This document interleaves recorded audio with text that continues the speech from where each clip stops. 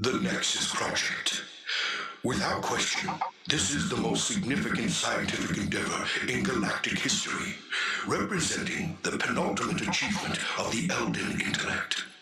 If indeed we reach our final goal, then the fate of our people, even that of the universe itself, will be irrevocably changed. The data generated by the project will be vast and invaluable, and it is within the Elder Cube that all of our secrets here on Nexus will be contained. The time has finally come. As the Nexus Project begins, we embark on the greatest scientific experiment in the long history of our people. And if we are successful, then we will have achieved what others have only dreamed of. We will have altered the destiny, not just of the Elden, but of the universe itself. I am very pleased with the progress that we have made on the Elderroot initiative. It has long been known to us that plants of a certain age and size develop a primitive awareness of their surroundings, but we have amplified the awareness exponentially. Put simply, we are creating a sentient tree. What secrets will it reveal when at last it speaks? Creating sentience from primal life is an important aspect of the Elderroot initiative. By constructing these primal infusers, I have been able to create a stable physiological matrix around an advanced power core, resulting in an organism that is created from pure energy. The success of this experiment bodes well for the larger goals of the Nexus Project. Although the Elderroot initiative should be counted a resounding success, there have been unforeseen side effects. A large amount of excess primal energy is radiating from some of the tree's roots, resulting in small mutations of the subterranean wildlife. Over time, this situation could become increasingly worse. My exploration of this cave system has revealed a hive of voracious subterranean parasites located in close proximity to the primary root system of the Elderroot Initiative's test subject. Although they do not currently pose a threat, in time it could become a very serious issue. We must carefully monitor these pests and exterminate them if necessary. These trees display a measurable proto-sentience, almost an awareness of the energetic fields of primal life inherent to the forest. If another plant or organism in this region feels pain, these trees do also. The existence of such advanced sensitivities in plant life is unprecedented. This planet is indeed the perfect place to complete our great work. These large hybrid humanoids have evolved an extrasensory perception of the forest's collective life force, resulting in altruistic behaviors focused on protecting it from harm. Their size and strength, as well as their aggression when provoked, make them formidable guardians. Fascinating. These primitive totemic sculptures are infused with high levels of primal life, providing a natural defense against damage and decay. It seems the hulking forest guardians who created them have an instinctive grasp of both infusion and evocation, making them more dangerous and infinitely more interesting. The primal energy matrix in this region is exponentially stronger than any I have ever measured. As a result, I have created a device that can directly access the matrix and then convert and store the power for later use. Such technology has always been theoretically feasible, but the unique properties of Nexus have made it a reality. With access to this almost unlimited power source, there is almost nothing we cannot achieve here.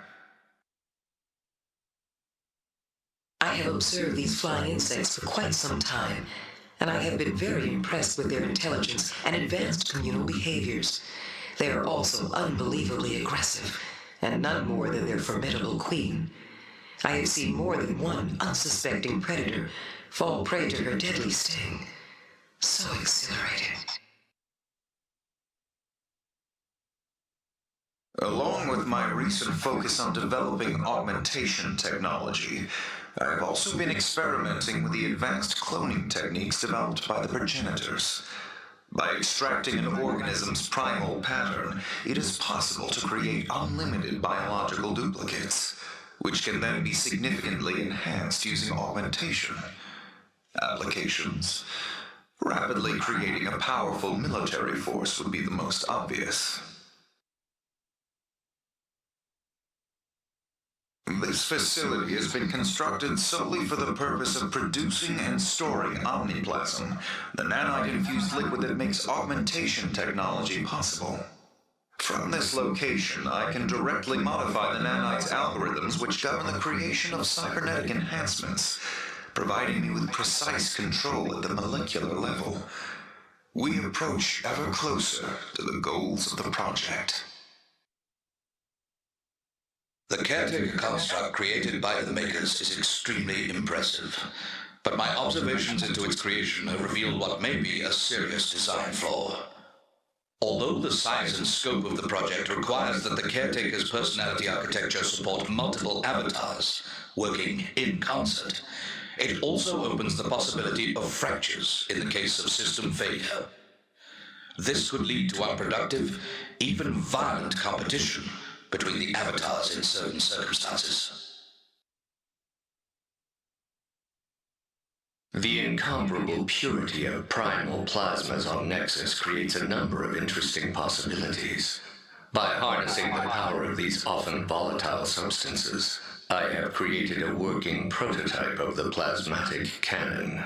The Archon, contrary to his usual inability to see my genius, seemed very interested in the weapon, hinting that there might be a use for something like it in the near future. I have walked through this forest for hours and stopped to collect my thoughts. There are times when I envy these trees, whose sole purpose is to thrive and grow in the small space allotted them. Silent and strong, they are unburdened by ambition or malevolence or regret, and blissfully unaware of the darkness which often surrounds them. This forest is truly impressive. I must admit that even with the powerful tools at my command, it would be difficult to create such a beautiful environment. That being said, one must not forget the dangers that exist here. The many vicious creatures on the hunt for prey. Being enthralled by such savage beauty could surely lead to disaster. My readings indicate a pure source of primal life within this forest, leading to the tree that now floats above me. What a fascinating specimen. In all of my long life, I have never observed an organism so purely infused with primal power. I must take a closer look. What further secrets will it reveal? What a discovery! The beauty and complexity of this tree's interior is amazing, almost as if the tree itself created a space for others to explore and experience. It would not surprise me if this tree was blessed with a form of higher intelligence, perhaps connected to the planet's collective life force in a way that we do not yet completely understand. Nexus continues to inspire me. I have completed my survey of the OS1 city. Although I cannot deny their formidableness, there is an oppressive weight to their architecture, which makes it difficult to endure for long. Sometimes I fear that the progenitors may have been too successful in their creation. Standing in the shadows of these massive walls, I feel a sense of undeniable foreboding. The development of the OS-1 has been a very impressive achievement for the progenitors, and the Watchers continue to be impressed by their adherence to protocol in their training. But despite these accomplishments, I still have concerns about the speed of their advancement. We have already exceeded the established parameters for physical and psychological control. These Moodies have become so much more interesting since I re-engineered them. With their new skills in necromantic evocation, they are able to reanimate their dead as well as the corpses of local creatures. Some of my colleagues consider this modification both grisly and unnecessary. Perhaps I will improve upon them next. Our research here has been enlightening. By harnessing the power of Loftite crystals, this tower has created a violent storm. The sheer power unleashed has exceeded our expectations, indicating that we will reach the final stage of the project. The Primal Disruptor provides an abundant source of power by transforming elemental life forms into refined Loftite crystals. Their sacrifice is necessary if we are to advance the great work that we are doing here. By extracting pure primal air from Loftite crystals, the tower below is able to generate wildly different meteorological effects. Currently, the machine is generating a storm, but it could just as easily create destructive bolts of lightning, or a whirlwind of such power it would tear this facility apart. What a sight that would make. These xenobites are one of my most elegant creations. They can survive in decelerated gestation for hundreds of years, only emerging from their eggs if their safety is threatened. My little pet Skeech seems fascinated with them, and I often find her watching over the egg clusters from afar. These Loftite crystals are fascinating. I have never before encountered a substance so purely infused with primal air, resulting in an extraordinary localized reduction in the force of gravity. It seems the beginning of our little science project can be counted a success. Each generation of Yeti Alphas that have lived in this cave have displayed drastic physical changes brought about by prolonged exposure to the Loftite crystals located nearby. Interesting. I wonder what a more focused, controlled experiment might further reveal about this phenomenon. The sheer geological variety on the surface of the planet is awe-inspiring, a testament to the titanic forces unleashed during its formation. The more time I spend here, the harder it is to imagine the planet's fate once we have achieved the ultimate goals of the project. I have never before directly infused an organism with such high levels of primal energy, and I find the results to be staggering. The test subject has undergone a dramatic physical transformation, and now displays previously unrecorded skills in evocation that make it a dangerous creature indeed. This revelation bodes well for the project's next phase. The Archon has commanded me to destroy the last of my little Skeech, but I cannot bring myself to do so. Is it their fault that I have created them to be curious? Indeed not. Still, I must follow the Archon's order. I will release them into this cave, and surely this unforgiving planet will do the deed for me. The structure and complexity of these subterranean caverns far exceeds my expectations. I have wandered them for days now, and it seems there is no end to them. And I must admit, there are times I would rather stay down here than to witness those things taking place on the surface. I always knew that we would observe indigenous life here, but I continue to be shocked at its variety. Take these rock creatures. Fascinating. Inert chunks of stone infused with primal life, displaying a simple intelligence. This place is unique in all of the universe.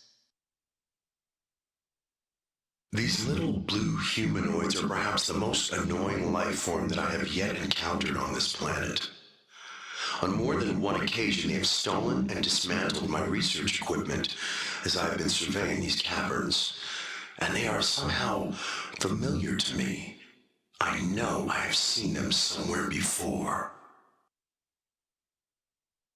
Interesting. These organisms did not arise here, but instead were created by one of the progenitors and then subsequently scheduled for termination. I will have to report this infraction to the Archon. Such emotional tendencies will lead to the project's failure if they cannot be contained.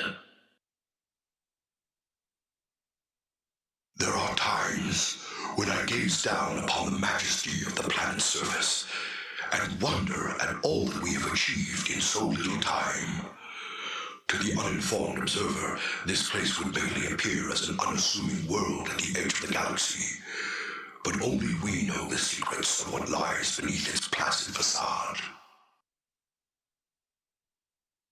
The importance of our work requires that we have extraordinary security, and this annihilator is an impressive facet of a nearly perfect system.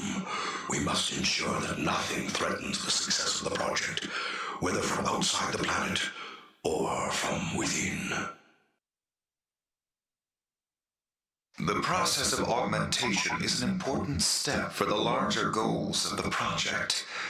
Through our advanced nanotechnology, we can now cybernetically enhance organisms, correcting the inherent weaknesses and flaws that inevitably rise through natural evolution. True perfection might finally be within our grasp. I find the Maker's latest innovation distasteful, and I strongly disagree that we cannot reach perfection through biological means alone. This augmentation is a blunt tool at best, and destroys an organism's natural insight and instincts by installing cerebral mechanisms for control. I will soon bring my objections to the Archon. Although powerful, this process of augmentation seems dangerous and unpredictable. Without the proper controls, the nanites responsible for creating cybernetic enhancements could spread like a virus, putting the larger goals of the project at risk. The Makers must proceed carefully. The Caretaker is one of my greatest creations, a fabricated sentience whose intelligence is almost without limit. Such power allows him to monitor and control all aspects of the project simultaneously, although I do fear that a catastrophic event could lead to a critical fracturing of his personality core. I have long observed these arachnids, and I am very impressed with their evolutionary development. Structurally, they are almost without flaw, blessed with an instinctual predatory aggression that ensures their continued survival. I have collected extensive data on the species, and I plan to use it in my own future designs. My work within the Exo-Lab has been progressing well, but any experiments are bound to produce unwanted results. Instead of wasting power on biological disposal, I have merely discarded the failed experimental organisms into the wild. I have no doubt that the inherent imperfections of these dregs will result in their demise. In order to achieve the goals of the project, I have created a custom humanoid template to use for future designs. This work is extremely complex, as I am precisely engineering every biological system of the template, instead of manipulating those from existing organisms. Nature rarely provides the perfection that my work on the project will require. The Order of the Makers have designed a planet-wide defense system to ensure the ongoing security of the project, and this Annihilator construct is one of its most impressive manifestations. The sheer destructive power of this machine is extraordinary. Personally, I hope that a situation arises that would allow me to observe its capabilities. The size, strength, and ferocity of organism X-87 is awe-inspiring, and I often lure unsuspecting creatures near its lair to admire the sheer savageness of their slaughter. More than once I have thought about subjecting a number of my short-sighted colleagues to the same fate.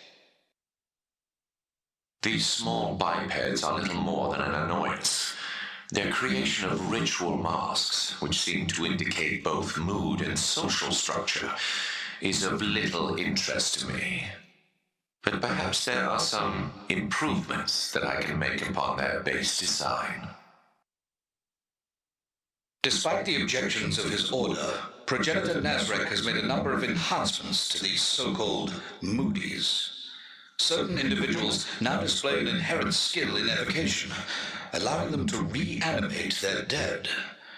Nazrek's questionable choices will be noted. I continue to be impressed by our progress. The sheer variety of life forms that have arisen here far exceed even our most conservative projections, indicating that Nexus will indeed provide a suitable location for achieving the ultimate goals of the project. These trees are fascinating.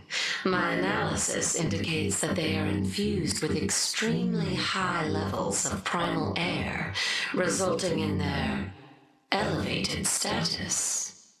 Curious, the existence of such a life form indicates that the latter phases of the project might indeed be attainable.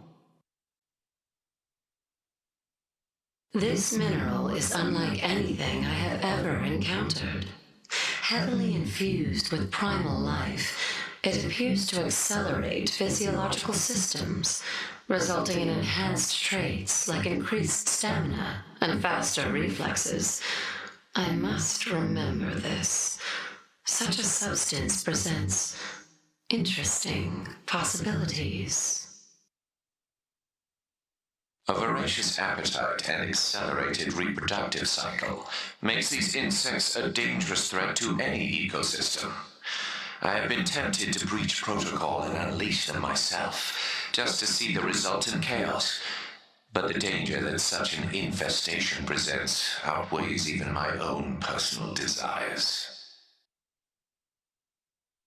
Given the danger posed by a possible surface infestation of these terminites, I have created a fail-safe mechanism to immolate the queen, violently and decisively interrupting the central hive's reproductive cycle.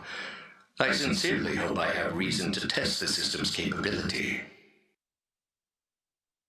The evolution of the fulcrum continues to amaze me.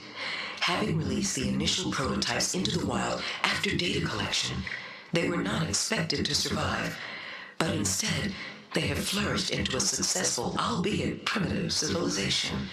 Their recent worship of Auroria introduces complexities into their ongoing development. This region displays a stunning array of biological diversity, a result of the accelerated evolutionary forces unleashed during the project's first phase. The Shapers are deploying a terraformer to the east, and I am curious to see what effect the device will have on these organisms. This terraformer is a powerful device, allowing those in my order to dynamically change the physical properties of local terrain. At the same time, it initiates the hyper-accelerated evolution of local creatures, allowing them to better survive in the new environment. Such power is liberating and dangerous. These avian beasts and their pathetic cultural charade are a growing threat to the project's goals in this region. They should have been destroyed once they had served their purpose. I begin to tire of Omna's misguided concern for these inferior creations. This tar pit is the perfect location for my own experiments in augmentation technology. Although Vorian has successfully augmented living creatures, I am extremely interested in observing how the omniplasmic nanites will respond to inanimate tissue. I'm certain the results will be monstrously fascinating. As a virtual construct, the Caretaker is unequaled in all of our history. Its advanced neural core simulates complex cognitive thought process and intuition, allowing it to closely monitor and maintain all of our experiments here on Nexus. We must ensure it never experiences a critical failure. Our experiments here can be counted a success. It appears that the omniplasmic nanites are sufficiently intelligent to reanimate and enhance the skeletal remains of long-dead organisms. As expected, these creatures are significantly less intelligent than their living counterparts, but they are still deadly, along with being pleasantly macabre. These massive skeletons belong to creatures that are no longer found on the planet's surface. Undoubtedly, they existed during the project's first phase. Although their rise and subsequent extinction were inevitable, I still find it tragic that such magnificent beasts were not able to survive. It is easy to be mesmerized by the beauty of this place, by the natural wonders that surround us at every turn. But we must never forget exactly what we are trying to achieve here, and the inherent dangers that await us if indeed the project is successful. These bipedal predators are particularly nasty.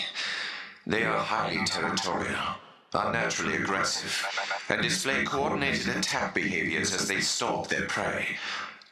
Although I generally consider nature to be little more than a blind invalid playing games of chance, I must admit that these creatures are an inspired product of evolution. I must remember them for my future work. Starcom Station is one of my most elegantly designed facilities. A powerful communications device that allows us to securely send massive amounts of scientific data across the vastness of space, without fear of signal loss or interruption. Given the importance of the information that we will soon transmit, my extensive efforts in its design and construction were undoubtedly justified. The Elder Cube is an extraordinary piece of technology. A storage device with almost limitless capacity, coupled with advanced cryptographical algorithms that are statistically impossible to decipher. For any other endeavor, such a device would be gratuitously exorbitant. But the vast quantities of data that we have compiled in the Nexus Project push even the Elder Cube to its limits. It must never fall into the wrong hands. I have requested that the makers install a manual override for the Elder Cube's security systems.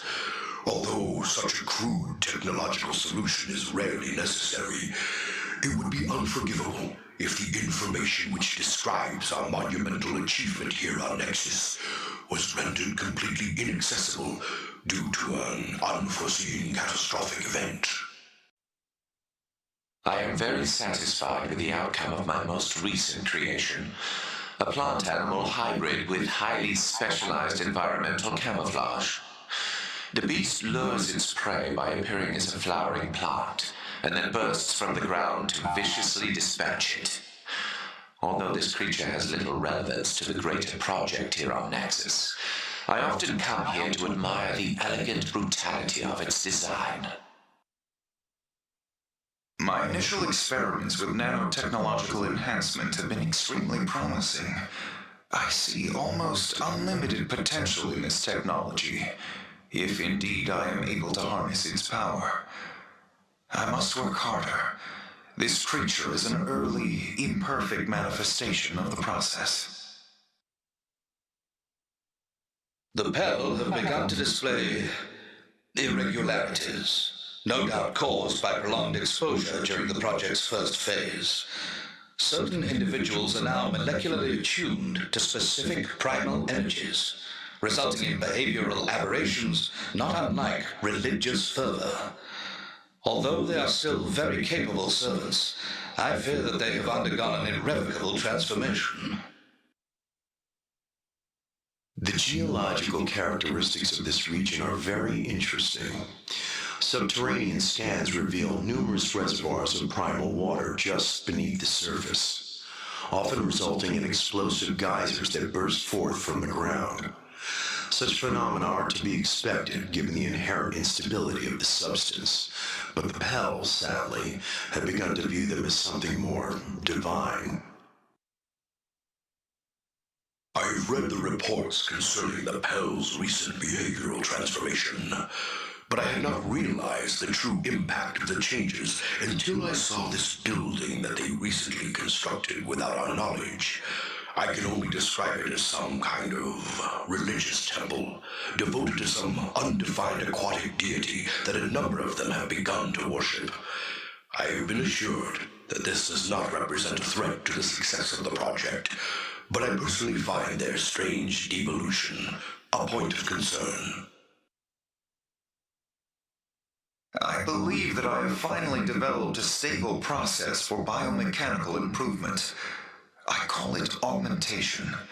Using nanotechnology, I have been able to re-engineer organisms at the molecular level, eradicating their inherent weaknesses through cybernetic enhancements. The Archon was extremely impressed with my early simulations, but has requested more tangible results. I begin work on biological subjects immediately. I have studied Vorian's little pet, and even I must admit that his augmentation process is impressive. By merely injecting an organism with nanite-infused omniplasm, he has been able to cybernetically enhance their inherent biological traits. As a result, this spider is faster, more aggressive, and deadlier. But this process takes time, and time is not always a luxury we enjoy. I am currently developing a more rapid process for biomechanical re-engineering. The Watchers are extremely concerned about the so-called recombination experiments of Maker's Arconis.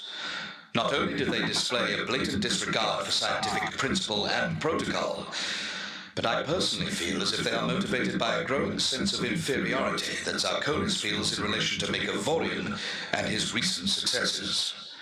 I must speak with the Archon before things progress too far. I am very close to perfecting my recombination technology. Instead of utilizing nanites to build biomechanical constructs, my recombinator removes the target limbs and organs, and then directly replaces them with mechanical constructs. Granted, the process is violent, traumatic, and bloody, and at this stage the resulting creatures are physiologically unstable. But I still feel as if this is a marked improvement over Vorian's augmentation technology. And the accusation of Ionis that this is somehow a personal obsession driven by my sense of inadequacy? Preposterous. The Archon continues to disappoint me with his short-sightedness. My recombination chamber is a vastly superior alternative to omniplasmic augmentation. True, most subjects do not survive the process, and those that do are often physically and psychologically scarred. But these are mere details. I regret that I will not be able to continue this innovative research. This is a perfect location for my upcoming experiment. By tapping the massive reservoir of primal water beneath this lake, I hope to weave a being of pure primal energy. If successful, this will represent a landmark in the history of my order and a giant step towards achieving the goals of the project itself. I suppose I must mention the technological contribution of the Makers, although I consider it trivial at best. I have completed my survey of this region, and I am as impressed with its geologic diversity as I have been with the rest of this planet. It is difficult to imagine a more suitable location to embark on the project, although I continue to harbor concerns about the consequences if indeed we are successful. Not surprisingly, my opinions have not been popular among my colleagues. This region is truly fascinating. The intensity of its natural primal matrices is beyond anything that I've ever experienced, allowing me to manifest evocations of unexpected power. These intensities also have a tangible impact on life forms that exist in this forest, often resulting in individuals with drastically different physiologies and biological traits. This particular location seems especially prone to the phenomenon. Aviel has asked me to construct a number of power converters for what she calls her secret little project inside the nearby caves. I generally try to avoid the kind of trouble that comes with the Weavers, and especially Aviel. But cooperation and collaboration among the orders will be vital if we are to achieve our great work on Nexus. I only hope she does not betray my trust. The inherent instability of primal water opens up a number of interesting possibilities. By weaving malignant biological material with the substance, I have been able to create an extremely virulent gaseous agent, one that even in the smallest amount has proven fatal to test subjects. I must be cautious. The opportunity for mayhem among my colleagues often encourages me to ignore protocol. I have built this Hall of Primal Powers to serve as a celebration of the Nexus Project and all those who follow its singular purpose. Here, in the Grand Entrance Hall, one may see how Elden dominion over the primal elements allows us to shape and alter the very fabric of reality. All who visit these halls shall be witness to our true power and be given a vision of the great work to come. The Chamber of the Orders. Take in its magnificence and be as one with the greatest minds the universe has ever known. The Progenitors, the Makers, the Evokers, the Watchers, the Shapers, and the Weavers. The collected knowledge of these scientific orders is almost inconceivable, granting them the power to unlock the very mysteries of creation itself. It is through this power that we will complete the Nexus Project, and soon the universe itself will bend to our unfaltering will. Soon our greatest endeavor begins. Long has the universe been a place of chaos, a flawed, unpredictable existence with no regard for order. No longer will the laws of reality dictate our limitations. Through the Nexus Project, we shall create a state of perfection across the cosmos. The Elden legacy will be written in the stars, standing as an eternal testament to our rightful ascension. As we near the first phase of the Nexus Project, I recently called an assembly of the Orders. I thought that it was important to once again convey the gravity of what we are trying to accomplish here. I told them that this is no longer about science or technology. Our work on this planet is something greater. It is something truly divine. My recent studies on this planet have reminded me of the relative fragility of biological life. Prone to mutation, degradation, and disease, it is a wonder that life has proliferated throughout the galaxy. Of course, we now have the power to cure disease and correct harmful mutations in any organism. And if we are successful here on Nexus, we will never have to worry about such trivialities again. I have recently finished the design for the 6 primal focuses that will be located at various locations across planet Nexus. These will be essential to completing the first phase of the project, but I foresee other, more interesting applications for them as well.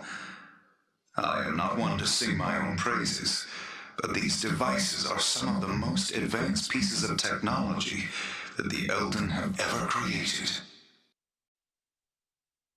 The Trans-Simulator is a fascinating device, utilizing the almost unlimited computational power of the datascape. The subject is digitally scanned and then subjected to a series of tests in an array of virtual environments.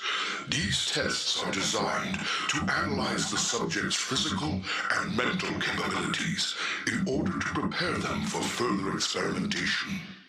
It shall be a most useful tool as we near the completion of the project. I have witnessed a number of disturbing behaviors in certain individuals, and a growing schism between the orders as the project continues. Although this was not completely unforeseen, I do have concerns about the unexpected variables and their consequences. I am very pleased with the status of the OS-1 experiment. The rapid development of their civilization is a testament to their strength and intelligence, although even I must admit that they are progressing at an alarming rate. Although they both fear and revere us, we must be careful to maintain control. The Makers have assured me that the focus of air can theoretically be used for the Auroria protocols, although I find it hard to believe that the test subject will survive exposure to such tremendous levels of primal energy. What unimaginable creature will step forth when the process is complete? The progenitor's objections to augmentation have forced me to rethink my design, especially as it relates to sentient beings. Although I cannot stand their meddling, I must admit the validity of their observations. I am creating a newer prototype with much more subtle cerebral controls. The subject may not even know what has taken place. The focus of air represents one of the Elden's greatest technological achievements, its scale and complexity almost impossible to comprehend. I was there to witness its sheer power at the genesis of this project, and it is a sight I will never forget. The OS-1's engineering skills are formidable. Every aspect of their architecture is intimidating, conveying their inherent need to conquer and subjugate. In time, they will be an unstoppable military juggernaut. I would not relish the thought of being their enemy. There is an aspect of our work with the OS-1 that disturbs me. For reasons of control, we have decided to approach our creations as omniscient gods, wielding powers beyond comprehension. It is my fear that there are those among us who actually believe this ruse, and that such reckless thoughts will lead to our destruction. I have long studied the evolution of these predatory birds. They are fast, fierce, and intelligent. I have witnessed their flocks engage in coordinated attacks, but I have also observed them turn on their own if an individual exhibits weakness. I find it very curious. They are not so very unlike ourselves. Air has always been my favorite of all the primal powers. It is dynamic, wild, and inherently resistant to control. I visit this region often, drawn by the powerful storms that often surround the focus of air. It serves as a useful reminder that there are still many things beyond our control. Our recent modifications of the focus of air for the Auroria protocols has given me insight about other ways it might be utilized. With only a few minor adjustments, it could be transformed into a powerful weapon of unprecedented destructive capabilities. We must ensure that it never falls into the wrong hands. This canyon is a perfect place to achieve the first phase of the Auroria protocols. Near enough to the focus of air that we can draw latent primal energy from the surrounding atmosphere. Our servants, the Pel, have been very helpful in constructing the system, continuing to prove their usefulness to the project. Due to their role in our experiments here on Nexus, the Pel seem to have developed attunements and sensitivities to particular primal powers, and it appears as if these traits are being passed from one generation to the next. It will be interesting to see how this situation develops. We have finished the incubator and installed it in the cave at the end of this canyon, and one of the Pel has volunteered to be our first test subject for sentient infusion. I look forward to seeing the outcome. If we are successful, achievement of the Auroria protocols will soon be within our grasp. The Pel seem to have taken a keen interest in the outcome of the upcoming experiment, one that sounds less like science and more like religious fervor. I fear that we have done our faithful servants irreparable harm in our experiments here. I can only hope that we achieve success. I am very surprised that AV3 has thrived on Nexus, especially given the fact that we released them so quickly into the wild. Most test organisms are not so resilient. The Weavers would say that primal air gives them strength and power, but I personally feel that it is a testament to my own elegant design.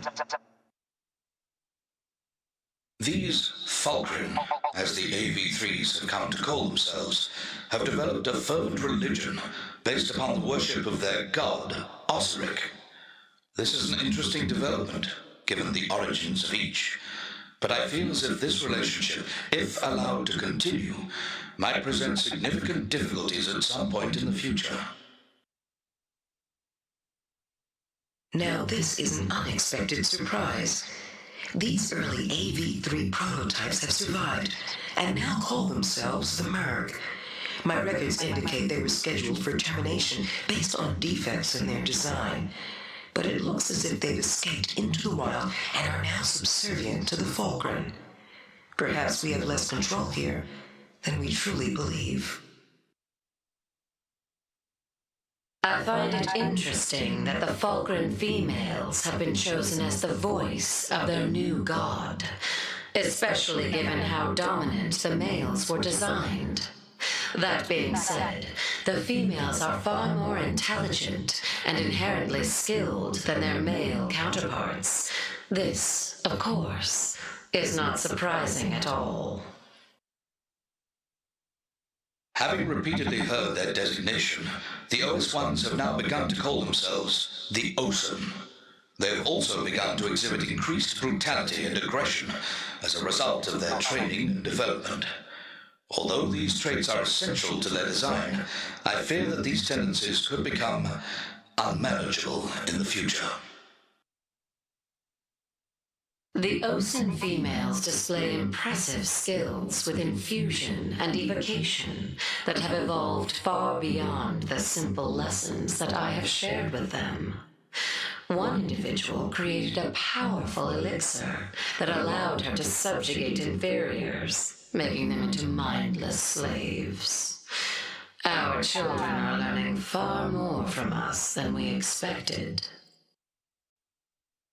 The primal energy we have collected in the canyon is more than sufficient to power the incubator, and this location serves as a conduit to regulate its flow and consumption. Currently, there is no plan to use the excess energy, but the Pel have assured me it will not go to waste. Due to the sheer volume and intensity of the power that is being channeled through this cavern, I have witnessed the spontaneous instantiation of elemental life forms on a number of occasions. Although these rarely live for long, it is feasible that devices could be made to stabilize them. I shall speak with the Pel about my theory and see if they can aid me in constructing such a device. The incubator is now complete, and the Pel test subject has been prepared for primal infusion. With this experiment, I feel as if we are boldly venturing into an unexplored abyss, shattering the boundaries of science as we pursue our great work here on Nexus. I would never tell the others this, but I truly believe that divinity is finally within our grasp. After long discussions among the orders, we have decided to move forward with the Cassian Initiative. They are sufficiently advanced to have warranted our attention, and analysis indicates that they will be the perfect leaders for our new empire, one that will rule the galaxy until our great work here on Nexus is complete. We have completed our design for the Lumini project, and now all that we require is a human specimen from which the hybrid organism will be created. After studying the list of acceptable candidates provided to us by the Makari, I have chosen the female known as Toria. Her strength, beauty, and fearlessness will make her the perfect mother for the new ruler of our galactic empire. I look forward to her imminent arrival. The Lumini hybrid known as Terminus has now completed his training with Toria and will soon leave for planet Cassus to rule. Despite my initial concerns about both the Cassian Initiative and the Lumini Project, I must admit that I am completely satisfied with their progress thus far. Terminus is truly an impressive creature, and I am certain that the Cassians will follow him without question. The age of the Dominion is now at hand. The creation of the Lumini by the progenitors is a true milestone in the history of the project. Aside from being the first successful hybrid with an extraterrestrial species, it also represents the genesis of a powerful empire that will extend beyond the confines of this world. I have always respected the simple elegance of arachnid design, blessed with the pure single-mindedness of insectoid intelligence. They viciously hunt and dispatch their prey, unencumbered by illusions of conscience or morality. These are the natural laws that the project should aspire to. Despite the Archon's approval, it is the opinion of the Watchers that there are inherent flaws in the design of the Lumini. The progenitors have made it very clear that genetic flaws may arise from multi-generational breeding, perhaps leading to delusion, madness, and other forms of mental instability. The subterranean creatures that exist beneath these rocks will serve as suitable test case for the most recent enhancements to augmentation technology. Currently, they are little more than mindless beasts, but this technology should be able to greatly enhance their biological limitations. This experiment was a success, as these creatures now display greater strength, ferocity, and intelligence as a result of the augmentation. I have extracted all useful data and will now seal the caverns that contain the affected subjects. It would be most unwise to unleash this population upon the surface. I came here to spend a few moments alone, away from the others, but I must admit that the grisly collection of old bones here has put me in a dark mood. What stories would these creatures tell, had they not met their deaths here in the dark of these caverns? And what stories will our bones tell if we somehow meet an untimely demise? I continue to be fascinated by these feral humanoid organisms, so much so that I have decided to genetically modify the aggressive tendencies and intellectual capacity of their alpha male. I assume that this trait will be passed down to future generations, making this group significantly more dangerous to anyone who might happen upon them. I know the Watchers will not approve, but the possibility of unexpected violence tends to make me reckless.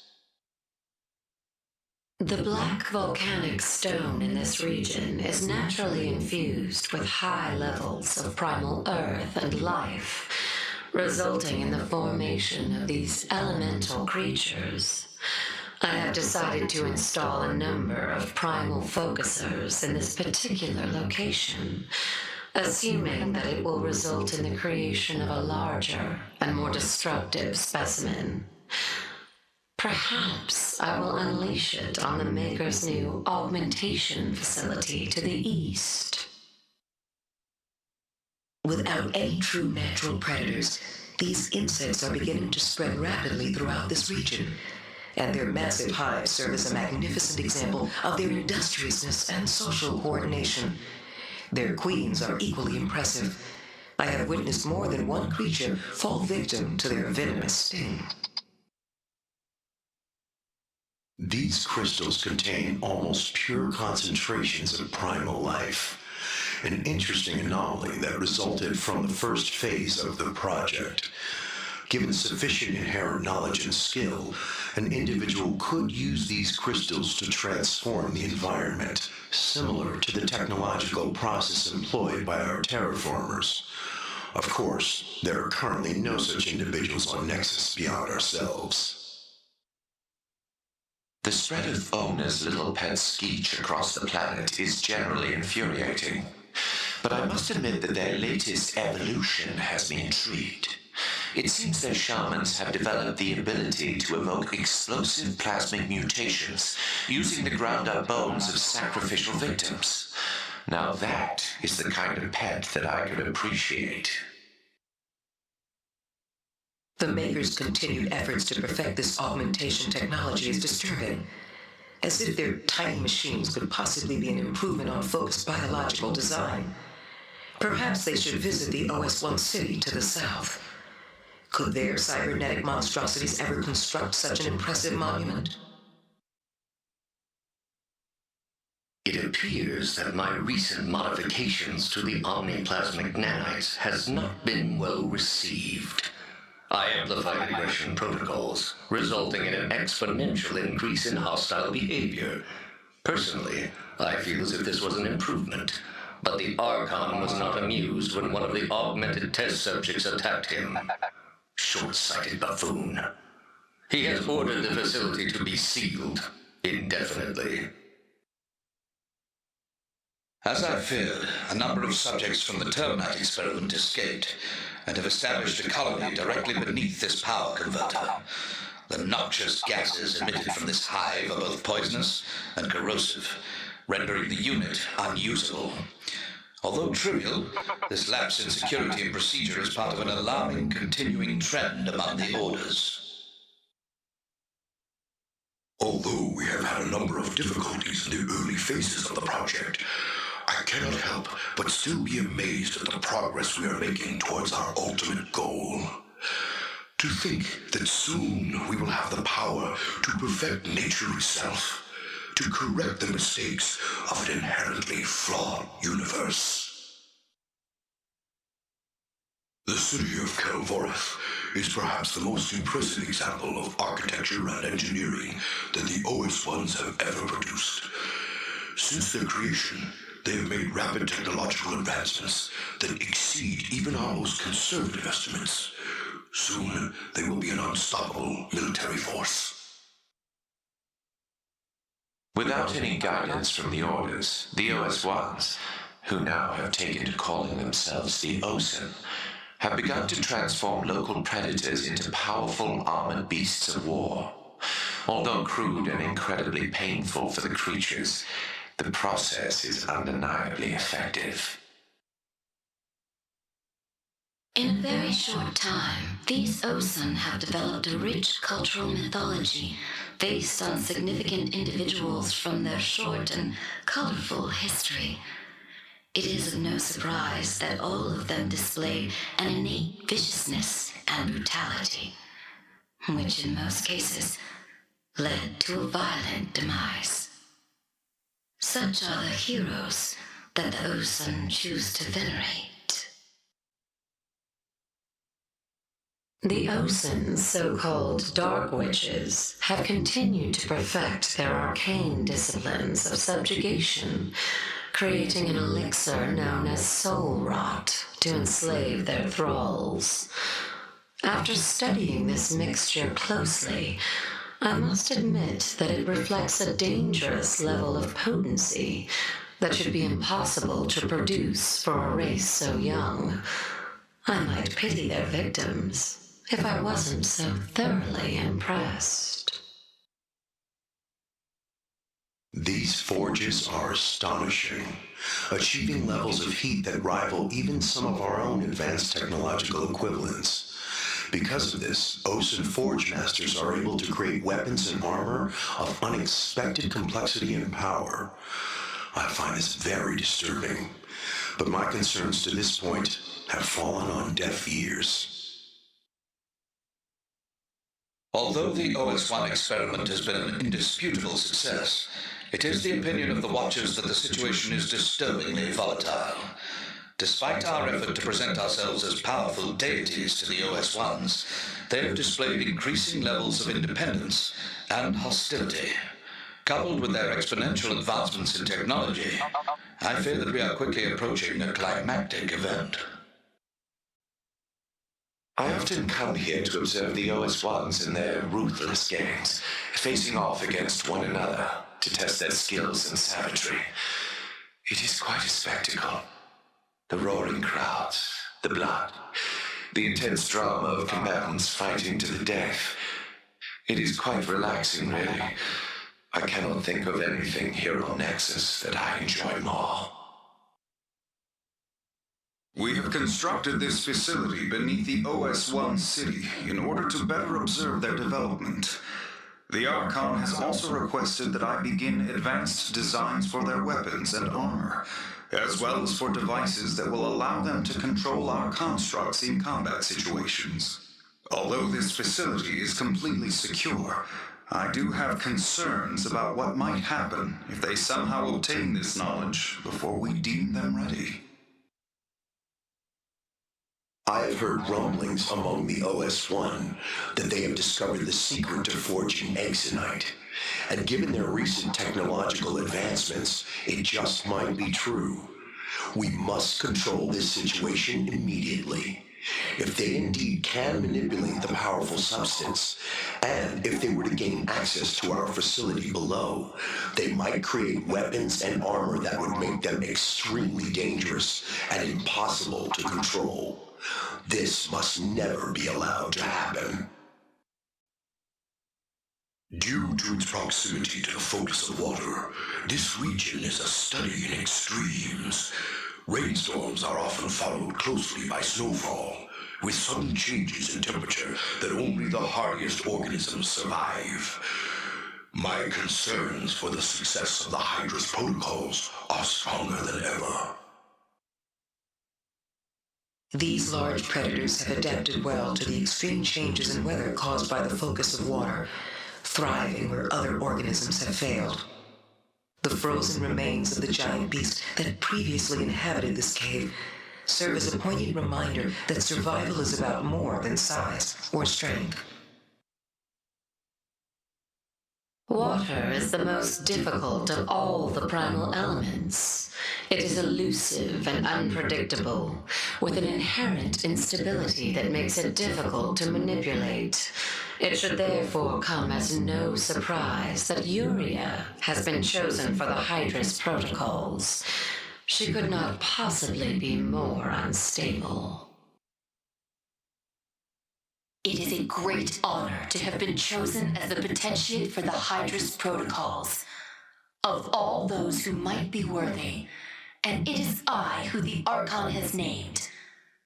Upon reflection, I do find it a bit strange, unnerving, almost as if my colleagues have some clandestine motive as yet undefined. Schemers. I don't trust any of them. My excitement continues to build as we near the execution of the Hydra's protocols, although I find it a bit unsettling that I was selected to be infused by the most unpredictable and unstable of all the elements. The Archon has encouraged me not to read anything into it. I mean, why would I possibly fail to trust such a disingenuous, misguided bureaucrat? Does he think me such a fool?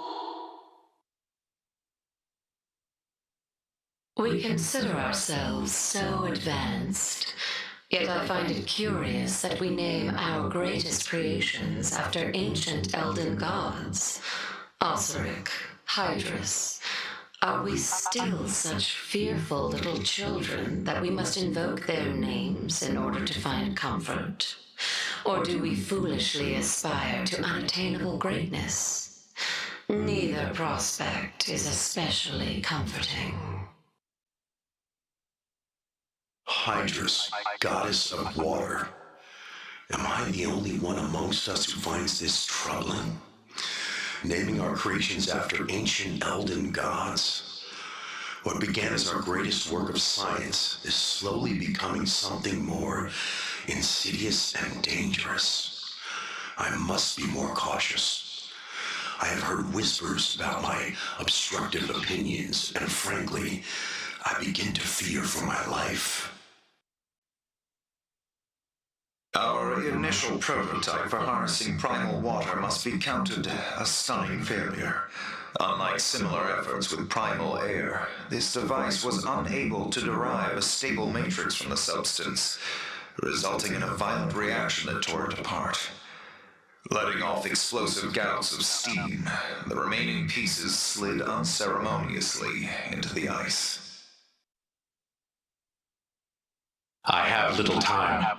We were indeed successful in creating a stable matrix, but an unexpected power surge caused by volatile primal water resulted in a system overload. The cavern is being flooded with a toxic vapor, and hostile elemental life forms created in the reaction are now attacking my assistants. I am shutting the system down, now. Again, we are forced to seal away an experiment relating to the manipulation of primal water. I had hoped that this iteration would prove more stable, but I was gravely mistaken. I can only imagine what horrors befell our Pel's servants who were trapped below. We continue to have difficulties manipulating primal water, and our latest experiment has been especially disappointing. The resultant material was so toxic that we were forced to seal off the underground cavern in which the experiment took place. I only hope that it never finds its way to the surface.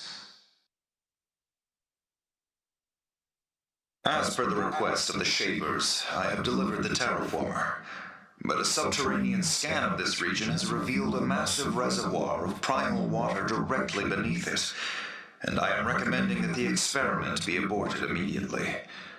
Initiating the device in such an unstable environment would have catastrophic results. The difficulties presented in this region have brought to light an alarming tendency to disregard scientific protocol in pursuit of the project's larger goals. Such behavior almost led to our destruction in the past, and the Order of Watchers was established to ensure it never happened again. I must once again speak to the Archon. Although many of our experiments in this region have met with failure, the giant humanoids below are a welcome exception. Through a careful program of subtle infusion, we were able to enhance the creature using pure primal water. Although prone to fits of violence, the resultant organism is otherwise stable and more fit for survival in this unpredictable environment. We have continued to make impressive strides in augmentation technology. I have recently developed a more effective version of Omniplasm, one that results in more powerful cybernetic enhancements and weapon systems. The limitations of the flesh are no longer a concern for us. The makers have constructed this crude device that simulates the natural process of evocation, using the primal pattern of local wildlife to manifest an organism of pure energy. Not surprisingly, this requires a great deal of power, and the pathetic machine is unable to maintain a stable projection for long. The makers and their toys. As I have always said, it is the mind that is our greatest weapon.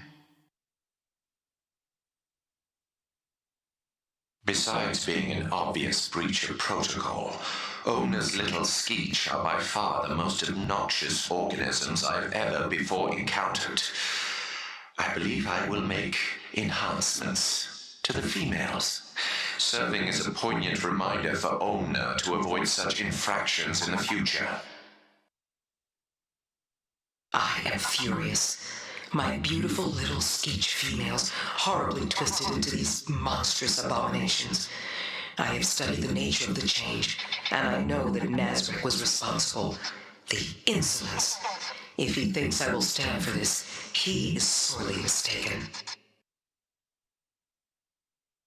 The Metal Maw Initiative is one of our most advanced experiments. A combination of augmentation technology and advanced biomechanical engineering. We have chosen a number of creatures whose traits fit our project parameters, and soon we'll begin the difficult process of combining them into a meta-organism engineered to dominate any ecological system. Metal Maw's entire skeleton has been reinforced with an indestructible alloy, and propulsion engines are mounted to each of its forelimbs. An advanced neural core within its reinforced skull biomechanically controls Metal Maw's nervous system, and cerebral circuitry forces the organism into a state of perpetual pain and aggression during combat. A physiological cycle that only ends when his enemies are completely destroyed. The Metal Maw Initiative is complete. When on land, the creature uses a pair of thick forelimbs for locomotion, and when submerged, a powerful tail and posterior fins allow it to achieve unparalleled speed and maneuverability. A short and heavily muscled neck connects its head to the broad torso, culminating in a wide, gaping maw lined with rows of razor-sharp teeth. Simply put, the beast is brilliantly designed, a frightening example of advanced genetic engineering. The Pel's attunements to particular primal energies are becoming more pronounced as the years pass, and those attuned to primal water, expectedly, are the most unstable and impressionable. Although they continue to be faithful and competent servants, I fear they face a future of slow and inevitable decline. Recent experiments with direct infusion of pure primal water into an organism's bloodstream have revealed an unexpected result. In almost every test subject, there were massive physiological changes, including greatly increased muscle mass and enhanced cardiovascular capabilities. Not surprisingly, neural instability has led to elevated aggression levels. These trees have had a difficult time withstanding the extreme cold that plagues this region. I find it tragic, as many of these trees are more than 1,000 years old.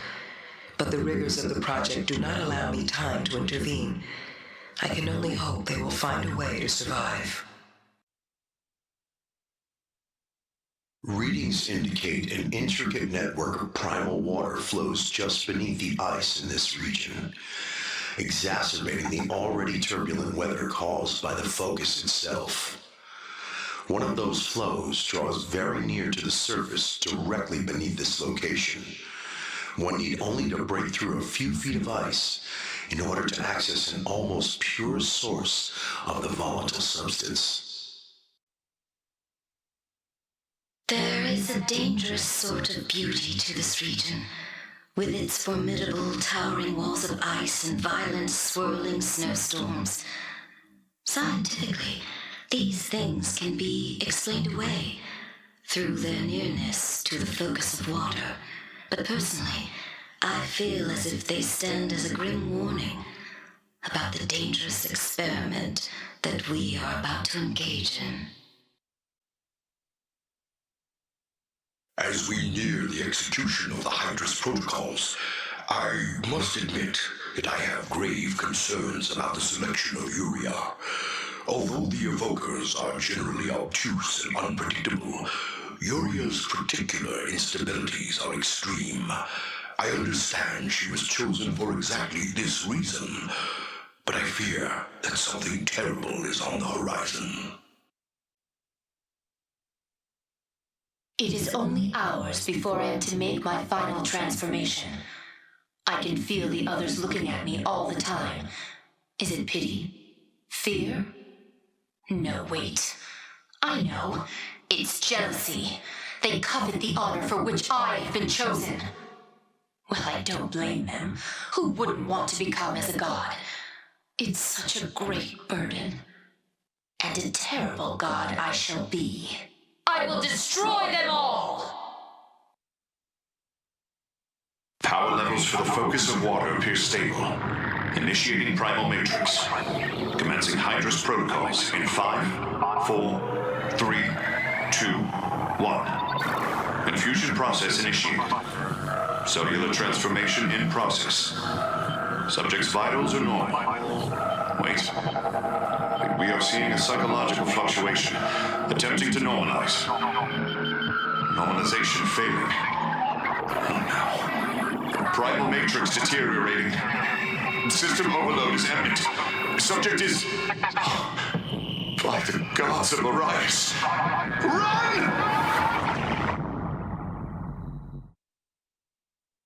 The tragedy of the conclusion of the Hydra's protocols cannot be overstated. Although we extracted the necessary data in order to proceed to the next stage of the Nexus Project, the focus of water has been irreparably damaged, and the test subject has disappeared into the deeps. Still, we must press on. Our greatest work still lies before us. My previous modification of the Moody's has not been well received by my colleagues, nor by the swollen-headed simpleton that parades as our Archon. Because of this, he has not so politely asked me to limit the practice of my frivolous hobbies on this remote island. Although I find his accusations both insulting and completely baseless, I must admit that I am looking forward to this little diversion. I have brought in a few of my modified Moody's to share in the fun. As per the request of my colleague Nazarick, I have created a larger, stronger, and more aggressive version of Organism X-87 and had it delivered to this island. When asked about the reason for this work, Nazarick merely smiled and said, "Everybody needs something to fear and worship." Being not at all interested in what that might mean, or who would inevitably suffer from it, I left without another word. Although I generally respect Nazarick and his work, his latest pet project on this island has me a bit confused. During my survey of his work, he described the not insignificant dangers that exist in this canyon. When I asked about their purpose, he merely replied that the supplicants must be tested. Before leaving, I recommended that he get more rest. Why I find myself deep beneath this volcano is still a mystery to me, but I agreed to help Progenitor Nazarick with what he called a personal project. And so here I am. Nazarick requested that I shape a series of tunnels between the base of the volcano and its caldera above. Ones that are traversable but still deadly to most organic life forms. And why am I down here in this heat? Because he said, you can't have heaven without hell. Next, he wants me to shape a skull into the side of the mountain. I did not even bother asking the reason for that. My project is complete. The terraformer now successfully turns lava into gold, providing the primitive Moody's below with a divine metal for them to covet, and one that may be extremely difficult for them to obtain. This, along with the horrifying monstrosities below, should provide the Moodies with a rich cultural mythology that will undoubtedly lead to thousands of their descendants perishing painfully as they attempt to reach the treasures that lie in the sacred heights of this cavern. Now, let the drama of Skullcano Island commence. Oh, I should have done this a long time ago. As we near the first phase of the project, this moon of Halon has served as the ideal location to perfect our large-scale terraforming technology. Unfortunately, debris from the previous catastrophe on Halon still falls to the moon's surface, putting our scientific endeavors here at risk. I must speak to the makers about a solution to this problem. There is an elegant beauty to these organisms rarely seen on the harsh environs of this moon. As a result of the reduced gravity here, they have evolved a unique locomotion system not unlike those of aquatic creatures found on the planet's surface. And I am most impressed by the females. They are larger, more aggressive, and deadlier than their male counterparts. Perhaps I shall unleash one on progenitor Nazrek. Now here is an interesting beast. With no natural predators on the moon's surface, it has developed little more than a thin, transparent membrane to protect its brain. In most cases, I would assume that this trait was to allow more room for ongoing cerebral growth. But this creature displays a stunted intelligence at best. Big brain, little intelligence. It reminds me of progenitor Ona. A recent large asteroid impact destroyed the silo below, rendering it completely useless for the scheduled terraforming experiments. Although this occurrence is unfortunate, the makers assure me that their planetary defense system will soon be in place. For now, I have granted the silo to progenitor Nazrek, who assures me that he will put it to good use. I have engineered a particularly interesting organism that I am calling the Squirg. Drawn to the specific frequencies of sentient brain matter, the creature attaches to the victim's skull in order to nourish itself with cerebral energy. The result? The victim is immediately incapacitated, becoming a slave to the Squirg as it slowly drains their remaining consciousness. Truly diabolical. I consider it one of my greatest works.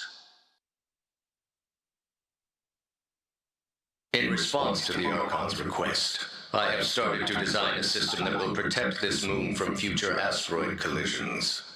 Although I consider the task to be superfluous at best, given the temporary nature of the experiments we are doing here, I will comply with the Archon's wishes. And I do have some innovative ideas on how to amplify the system's destructive power. Behold, the plasmic equalizer. Drawing power from subterranean reservoirs of primal plasmas, the destructive capabilities of this weapon are almost incomprehensible. Without question, it can protect this moon from large asteroid impacts, or from invasion by a hostile force. But more than likely, it could also completely obliterate Nexus itself. I am tempted to test my theory. This silo contains the first of our large-scale terraforming experiments, and I am extremely satisfied with our initial results. The device channels pure primal energies, creating an elemental matrix upon which mass is defined and then manifested. Although I generally avoid grandiose statements, in this case, I will make an exception. We have indeed achieved the power of creation. Ona's little skeech vermin have somehow infested this silo. Nothing infuriates quite like the sight of these little blue pests. Perhaps I will significantly increase the intelligence of one of their number, and watch what happens as it attempts to reason with its more primitive brethren. I'm certain Ona will be absolutely fascinated with the outcome. Nazrek, That loathsome wretch. I accessed the hollow records which exposed his cruel enhancement of the skeech known as Lucent. Such a tragic end to an innocent victim, torn to shreds by his confused and frightened kinsmen. Does Nazareth's depravity know any bounds? Mark my words, Lucent will be vindicated. My little skeech are so interesting. Having witnessed the ongoing slaughter of their kind by the massive hairy predator to the south of here, many of them have started to worship this large elemental humanoid as a means of protection. Fascinating. Perhaps this is how even we first learned to choose our gods. The extent of Skeech's stupidity is truly astonishing. For countless generations, they have ventured into this cave in order to worship the massive beast that lives here, and for countless generations, they have been devoured by the beast for doing so. I'm certain my more introspective colleagues might see some kind of comparative allegorical significance in this behavior, but I personally just find it amusing. The terraforming experiments in this facility are now complete. The makers have assured me that construction of the primal focuses is on schedule, and we will soon embark on the first phase of the Nexus Project. This is indeed a glorious day for the Orders. It seems there is truly nothing that we cannot achieve. With my aid, the Makers have created a machine to create elemental life forms from pure primal fire. The infusion process is complicated and well beyond the often blunt mechanical minds that are characteristic of their order. Regardless, the life forms do display a dangerous beauty. The Pel seem especially enamored with them.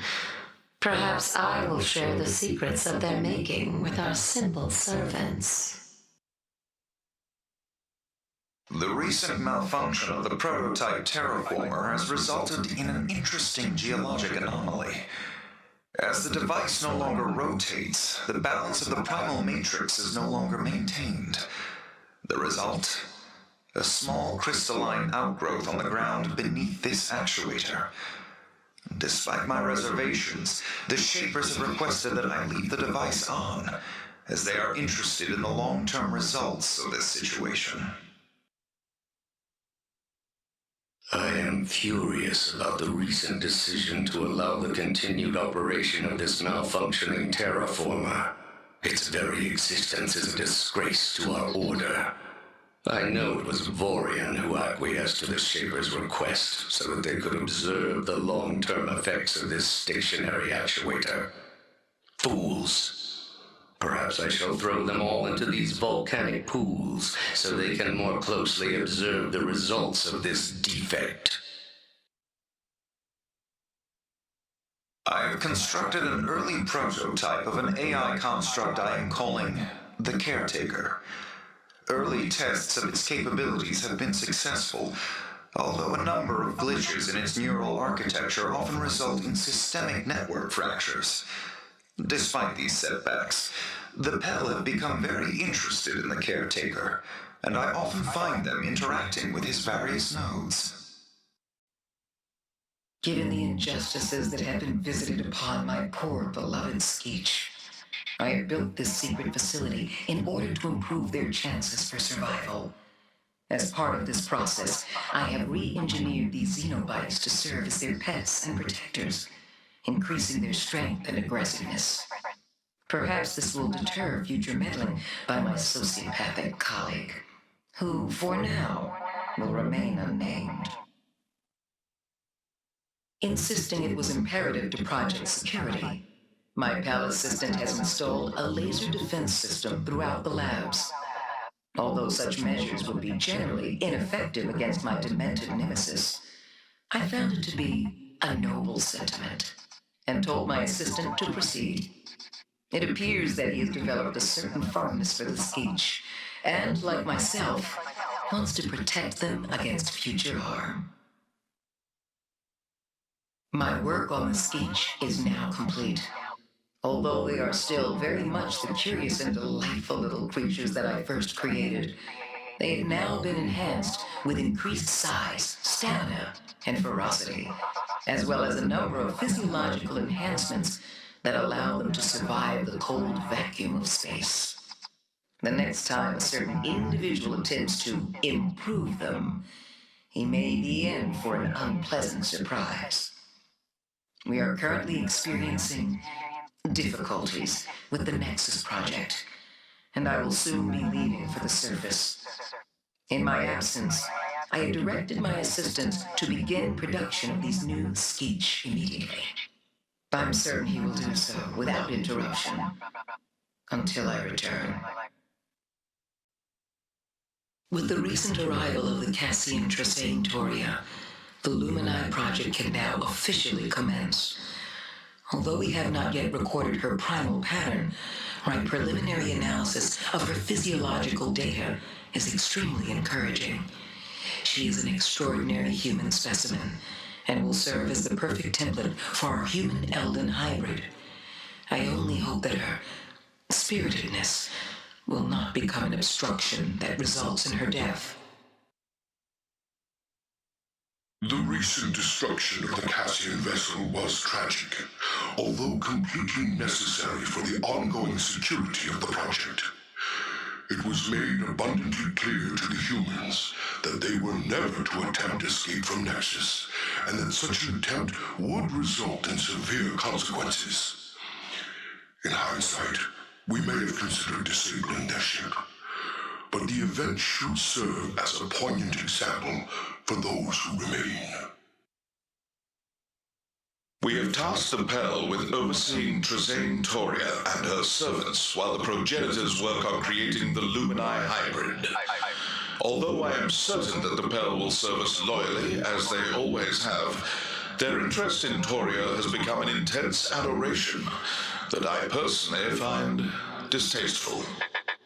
Even I must admit that she is a fascinating specimen, but she is still an experimental variable and should be treated as such. I have analyzed the pool of water directly beneath the focus of life, and the results are truly staggering. It appears as if the liquid has been purely infused with the intense primal energies that emanate from the focus itself, resulting in a symbiotic elemental matrix that even the Weavers do not fully understand. And if an organism were to drink from these waters, it might indeed grant them eternal life. I often find Nurium sitting quietly beside the pool's tranquil waters, no doubt preparing for her imminent transformation as the conclusion of the Vitara protocols approaches. I've only a little while before the Vitara protocols are concluded, and I have chosen to spend my last moments here. I have always found this location to be strangely peaceful, as if the savage laws which rule this jungle are somehow inexplicably suspended here. I am not afraid of what will transpire tomorrow. I have seen the others, and I know the risks, but I am very curious as to how I will see the world after it happens. Will I be benevolent, vengeful, cruel, or will such emotions no longer have meaning for me? Perhaps the gods are beyond such petty concerns. With the successful conclusion of the Vitara protocols, we have obtained the necessary knowledge to achieve the final phase of the Nexus Project. To think, soon we will create a being of unfathomable power, one that will have the power to manipulate the very fabric of the universe itself. Soon, our vision of perfection will come to pass. Soon, we shall witness the birth of the Genesis Prime. The Vitara protocols have concluded, and the result can only be described as magnificent. Of all the primevals that we have created, Vitara is by far the most impressive. I feel as if I can still sense Norium behind the creature's eyes, but my mentor has now become something else, something both infinitely wise and undeniably dangerous. I am not ashamed to admit that she frightens me. I recently learned that Sanctoria and her sword sisters are still alive in this jungle, preserved for hundreds of years by the intense energies of the focus of life. They have also pledged their eternal allegiance to Vitara, although what possible use the creature might have of these humans is well beyond my comprehension. I try to imagine their lives, helpless victims of circumstance, torn from their homes, living forever on a hostile alien world from which they can never escape. Their story, although the stuff of legends, is incomparably tragic. The Archon has asked me to complete a comprehensive analysis of the Ocean's cultural development in this region, and I am both impressed and concerned about what I have found. There are a number of technological advancements that they have recently achieved without our knowledge or our guidance, and rumors abound that they have discovered the secret of forging Exo-Lab. My recommendation was complete and total annihilation of the species based on these facts, but it seems the Archon wants to take a more measured and ultimately short-sighted approach to the problem. The Archon has allowed me to see the design schematics for the device that will create the Genesis Prime. I'm awestruck at both its elegance and complexity, but I also have concerns that there are both technological and biological aspects of the process that I do not yet completely understand. I must study further. A lack of scientific clarity usually leads to unintended and often disastrous results. Each time I observe these humans, I'm surprised at their continued devotion to Vitara.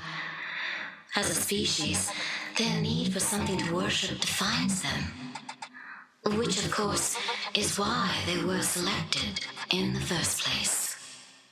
But if our efforts with the Genesis Prime are successful, there will soon be an altogether different god for them to serve.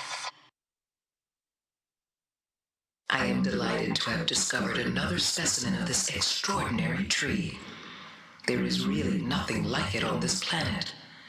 Coursing with such pure energy, it is a living manifestation of the power of primal life itself. I cannot imagine that any source of blight or disease could ever cause it harm. In light of the recently defined parameters for the creation of the Genesis Prime, we must now choose 6 candidates from among the orders who will serve as its vessels. This decision may indeed be the most vital in the history of our entire species. If the Genesis Prime is to be our greatest achievement, these individuals must represent our most innovative and brilliant minds. Not surprisingly, the Watchers have been tasked with making this decision.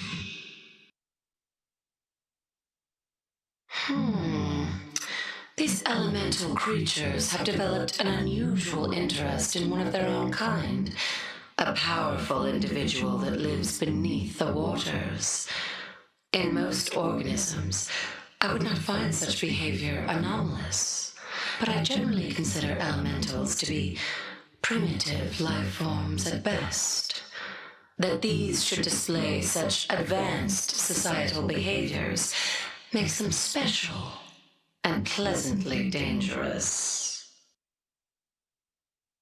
The Lumini project is finally complete.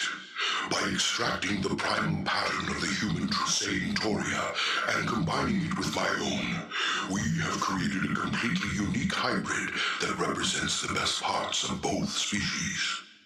This individual, which we have named Dominus, will soon travel to planet Cassis, where he will establish a powerful galactic dominion that we will control.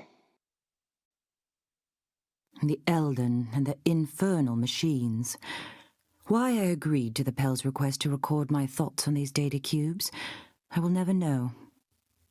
Still, I suppose there is value in preserving the history of the Sisterhood here in our most sacred sanctuary. I will do my best not to lose patience. For almost 2,000 years, I, Trisane Toria, have lived upon this planet. Brought here by the Elden, and preserved by the power of the focus of life, these jungles have become my home. By the laws of the sword did I live my life as a Cassian Swordmaiden, and it is by those same laws that my Taurine sisters have defended the goddess Vitara since I swore my life to her long ago. This sanctuary is holy ground to the Sisterhood, and serves to remind us of our eternal duty. The Temple of Vitara. Of all the places in the sanctuary, this is perhaps the most sacred. It is here that life callers take their vows before the face of the goddess, swearing to use their ancient disciplines to protect and nurture her kingdom.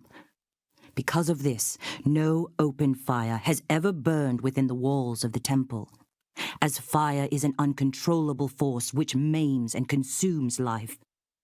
Anyone who would bring flame to this place, and especially one of the Sisterhood, commits an act of unspeakable heresy. The duty of the Taurine Sisterhood is twofold. One, to protect the goddess Vitara with our swords and our lives. And two, defend the kingdom of the goddess against those who would do it harm. What many do not understand is that these two are inextricably intertwined, that the goddess gains strength from the life force of her kingdom, and her kingdom cannot thrive if the goddess herself is weak. That is why we must not allow anything to desecrate this planet. That is why the blades of the Sisterhood must never fail. These Pel have served us faithfully since the time that I arrived here, even after my son Dominus left for Cassis to rule the Dominion as its first emperor. They are very simple creatures, yet gifted with an unusual intelligence. It is easy to see why the Elden used them as servants in their experiments here. This particular tribe serves the Grove Guardian Ondu, a powerful elemental creature who has lived here in these jungles for thousands of years. Ondu serves Vitara in his own primitive way, and the Sisterhood welcomes his presence here in the sanctuary.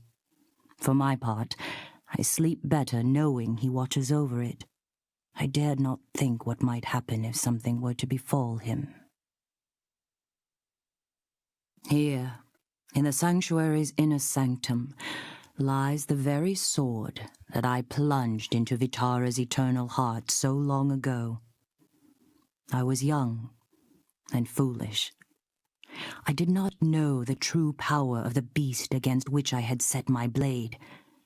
Only when she struck me down and then pulled me from the realms of death did I truly understand. I swore then to serve Vitara for the rest of my days, and we of the Sisterhood have done so. But although this blade is a symbol of our commitment to the goddess, it is not the sword that will carry us. It is deep within ourselves where true strength can be found. If the spirit is weak, then we should expect nothing more than oblivion. As per the request of the progenitors, I have installed a number of matrix amplifiers in this region. These devices should hyper-accelerate the physiological development of local creatures, increasing their size exponentially, but they might also have an interesting side effect.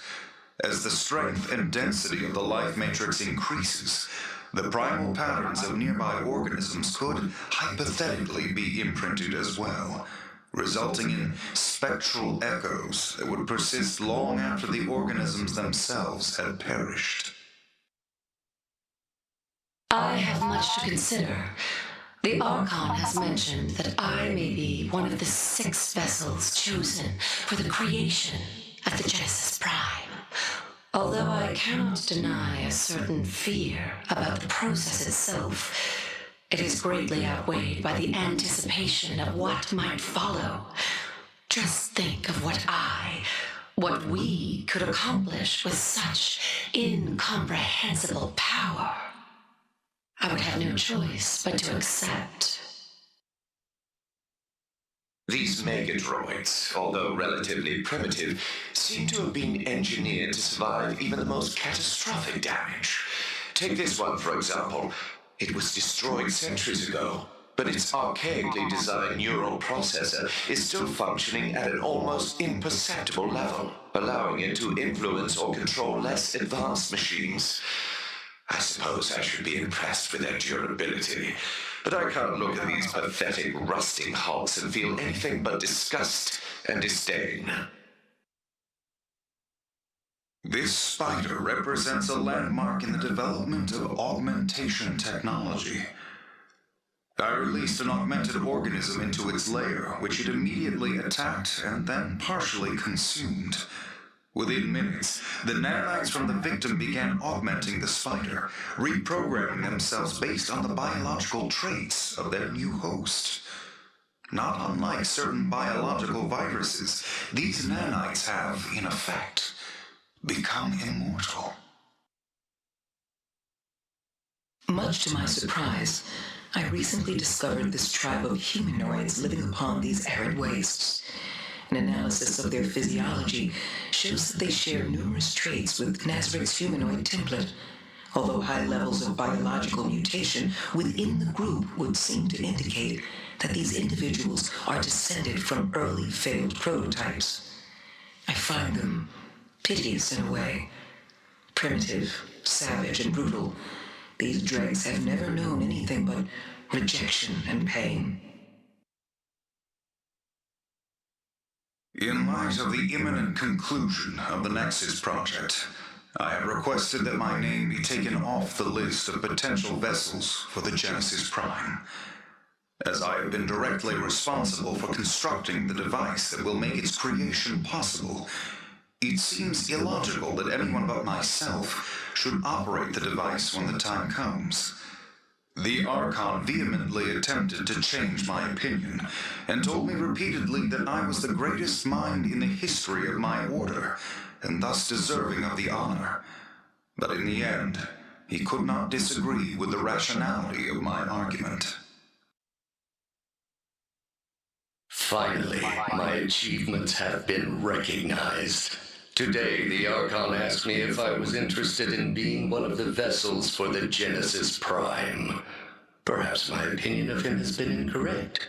He obviously recognizes that my intellect is considerably greater than the others in my order, such as Vorian, for example. When I proceeded to tell him so, the Archon stood silently before me and then walked away, rendered speechless in the blinding light of my genius. I almost pitied the poor fool. This valley is truly a geological wonder, located in the shadow of these massive crystalline structures. Although it may sound ironic, I do find a certain peace here. Perhaps this is because it represents the strength and beauty of the natural world, at least as natural as can be expected here on Nexus.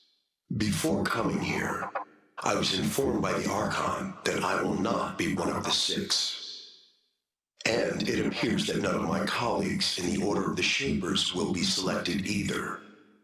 It may be inappropriate to say, but I have never been so relieved. I have just been informed by the Archon that my petition has been received and accepted. I will indeed be one of the 6 vessels for the Genesis Prime. Unfortunately, my second petition was soundly rejected. Given the obvious superiority of my order, I thought it was only logical that all 6 of the vessels be evokers. The Archon appeared to understand my position, but made it clear that such a radical deviation from the current plan was not possible. Ah, these Falkren, my dear AV3s. Such things they have achieved in the centuries since I first engineered them. Who would have guessed that they would eventually construct such impressive cities, or would someday worship a winged god created by our own hands? Do they understand what has actually taken place here? And what would they think if they knew what was soon to come? I envy them. They still exist under the comfortable illusion that their lives represent more than a means to an end. At first, I was hesitant about accepting the Archon's proposal, but the longer I consider its implications, the more confident I am that I made the right choice. Vorian has been very explicit about the fact that the consciousness of each individual vessel will be fused into the more powerful and collective consciousness of the Genesis Prime. And I think that my presence among the 6 lent a certain stability to the process. It has always been the responsibility of the Watchers to impose order upon the chaos. Once I have been made a part of the Genesis Prime, perhaps I will, however unconsciously, continue to do so. The construction of the Elder Cube security facility is almost complete. Given the incalculable value of the data that it contains, this facility has been built to protect the device in the case of a security breach at Starcom Station.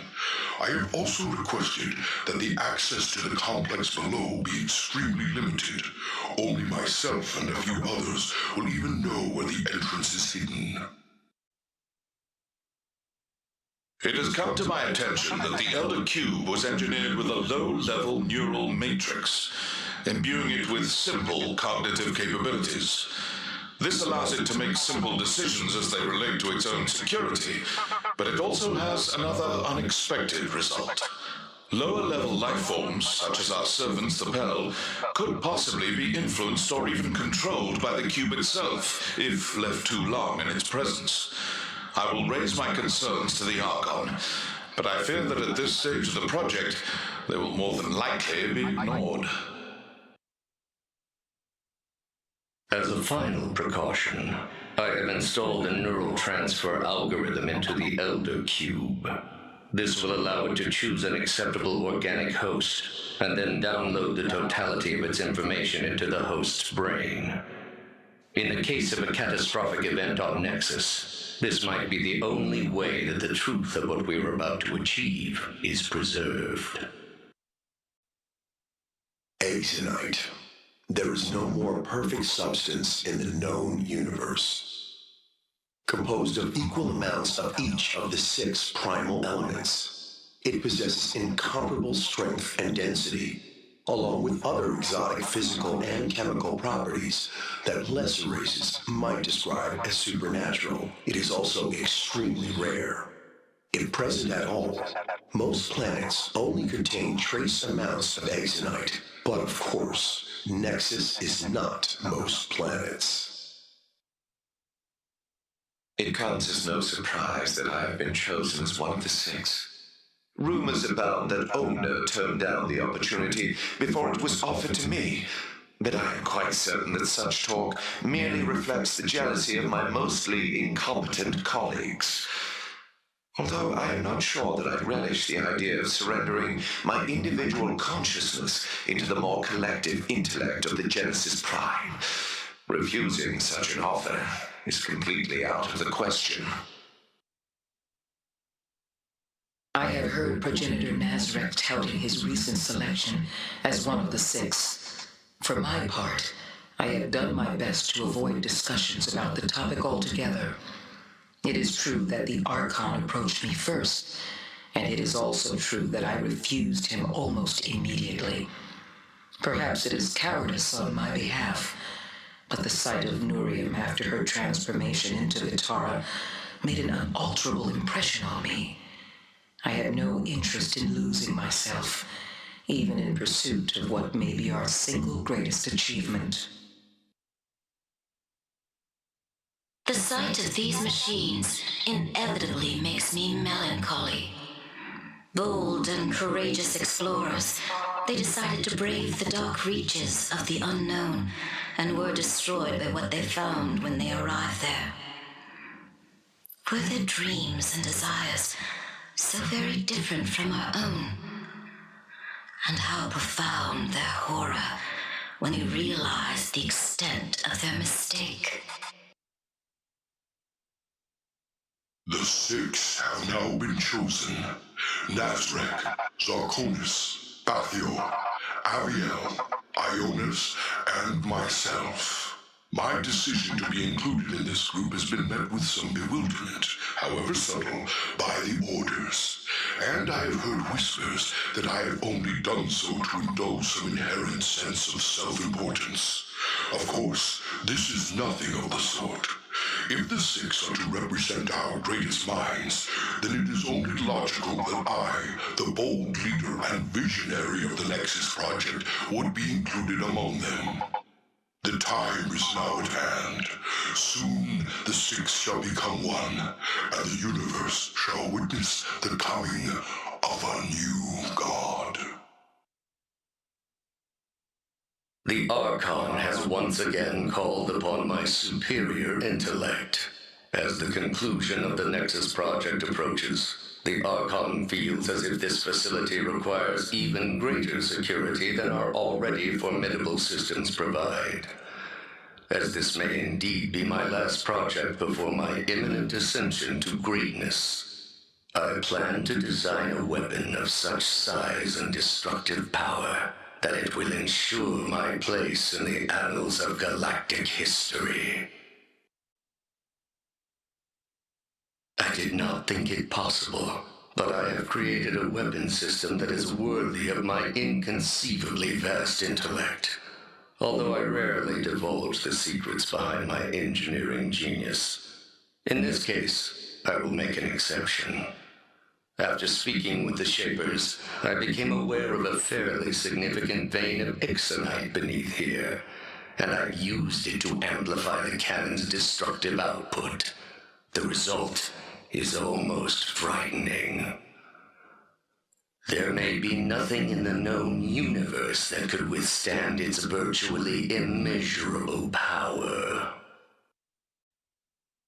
The facility below serves as the genetic archives for the Nexus Project, a vast storage repository that contains the genetic information from billions of organisms from across the galaxy.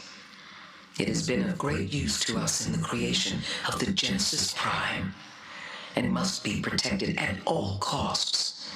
There are dangerous things that might be done with such a trove of knowledge.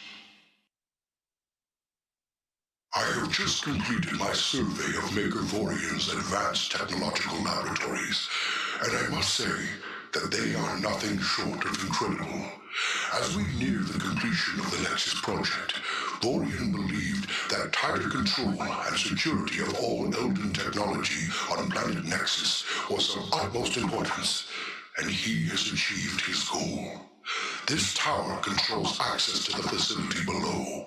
Not surprisingly, access is limited to a very few individuals. I have recently become concerned with Megavorian's state of mind.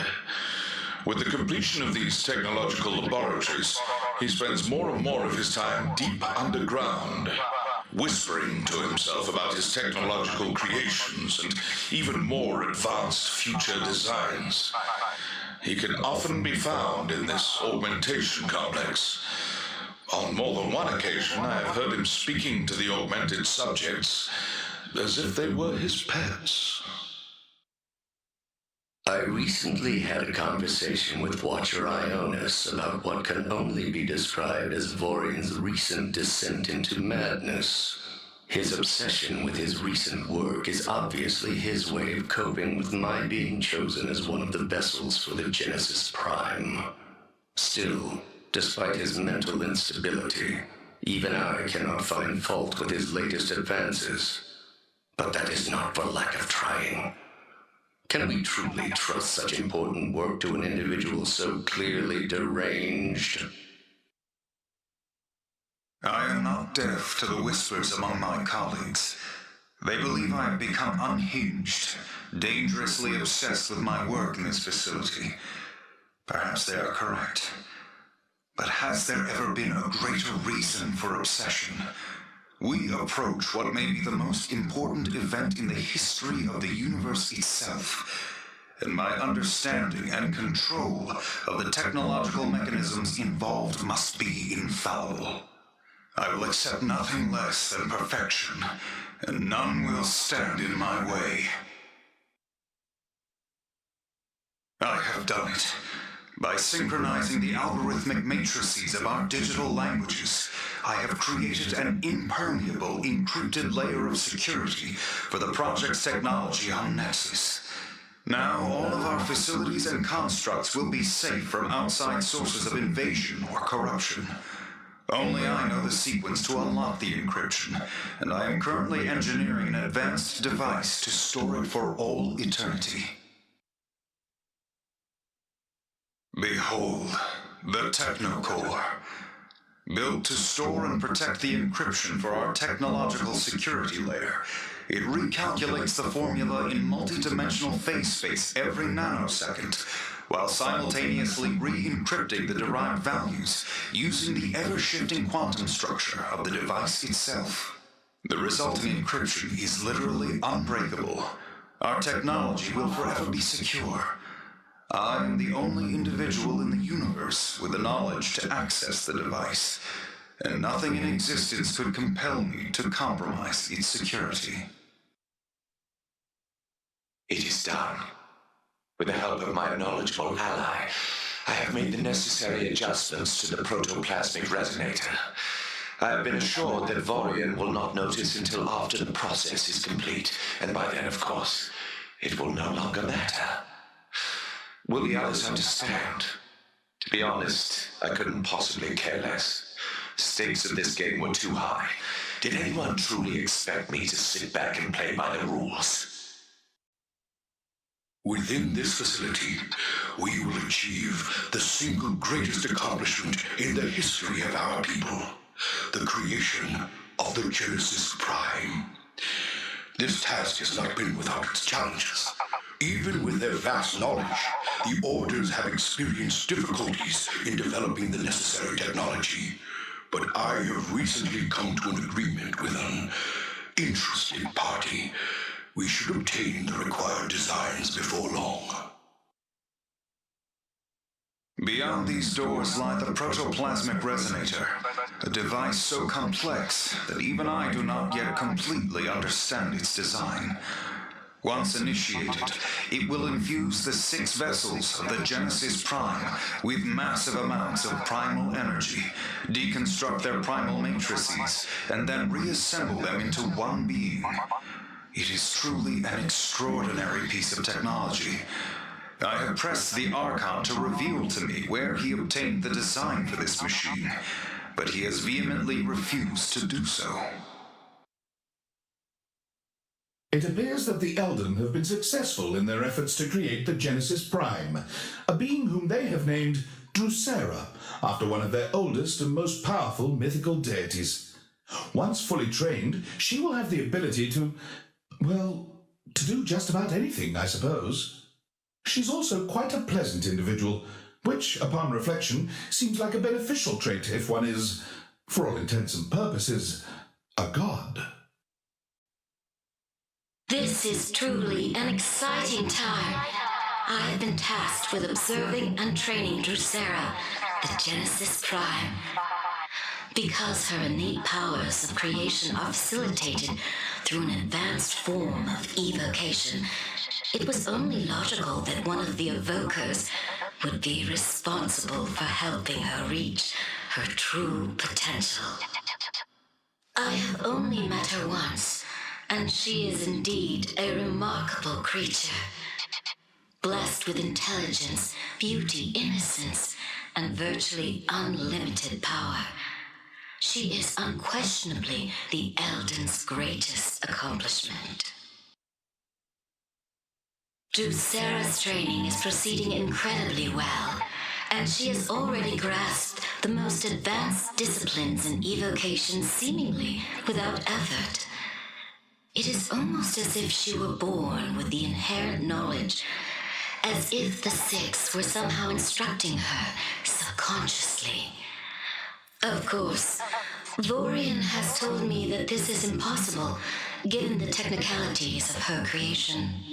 But still, I feel as if something unusual is happening within her mind. For my part, I find myself becoming increasingly fond of her. She confronts her new existence with a sense of expectation and wonder. Despite the oppressive surroundings of this facility, I can find no flaw in her, no malice or pettiness. She is indeed perfect in every way. As Eliona trains and observes Drusera, I have been working with the Pel to prepare for the next phase of her development. We have designed this region to serve as her sanctuary on the planet's surface, different in every way from the cold scientific environment in which she has been confined below. These Pel have been ordered to serve and protect her with their lives, a duty that I am certain they will faithfully execute until they are instructed otherwise. To this point, I have avoided interacting with Drusera, despite Eliona's assurances that she is indeed everything that we had hoped she would be. I cannot say exactly why. Perhaps there is always fear when faced with the true expression of one's deepest desires.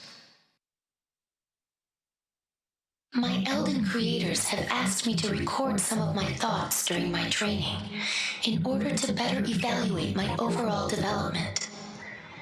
They have explained very clearly just how important I am to them, and so I am happy to do this. Today was incredible. For the first time, I was allowed on the surface of the planet and saw the endless expanse of the sky. It was breathtaking.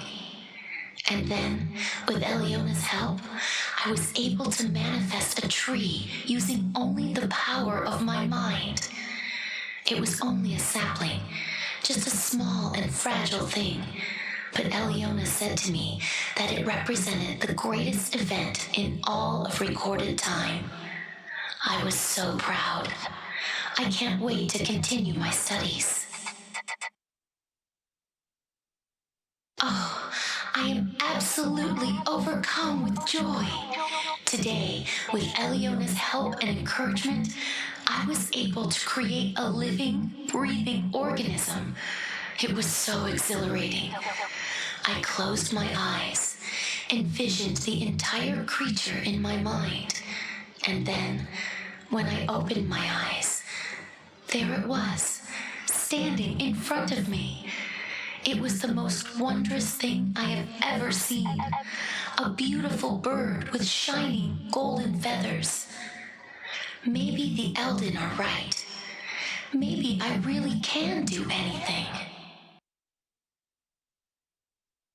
My analysis of the scientific data collected during the creation of the Genesis Prime has brought to light a number of inconsistencies that are both subtle and disturbing. Although Drusera herself seems to be without obvious flaw, the data indicates that certain design parameters were adjusted without my knowledge, just before the initiation of the protoplasmic resonator. I'm attempting to ascertain the possible ramifications of such an adjustment, but the variables involved are improbably complex.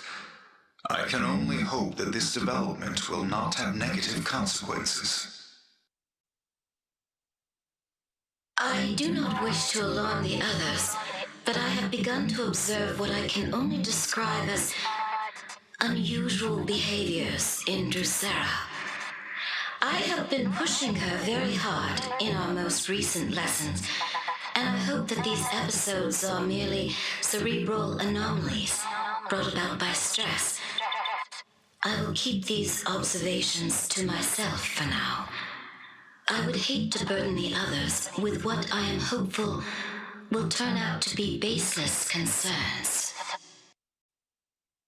The progenitors have asked me to analyze a small organism that has become infected with what they are calling an unidentified biological agent.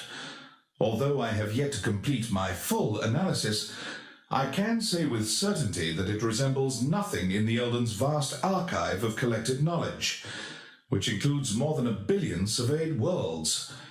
It is quite fascinating, really, and unbelievably deadly.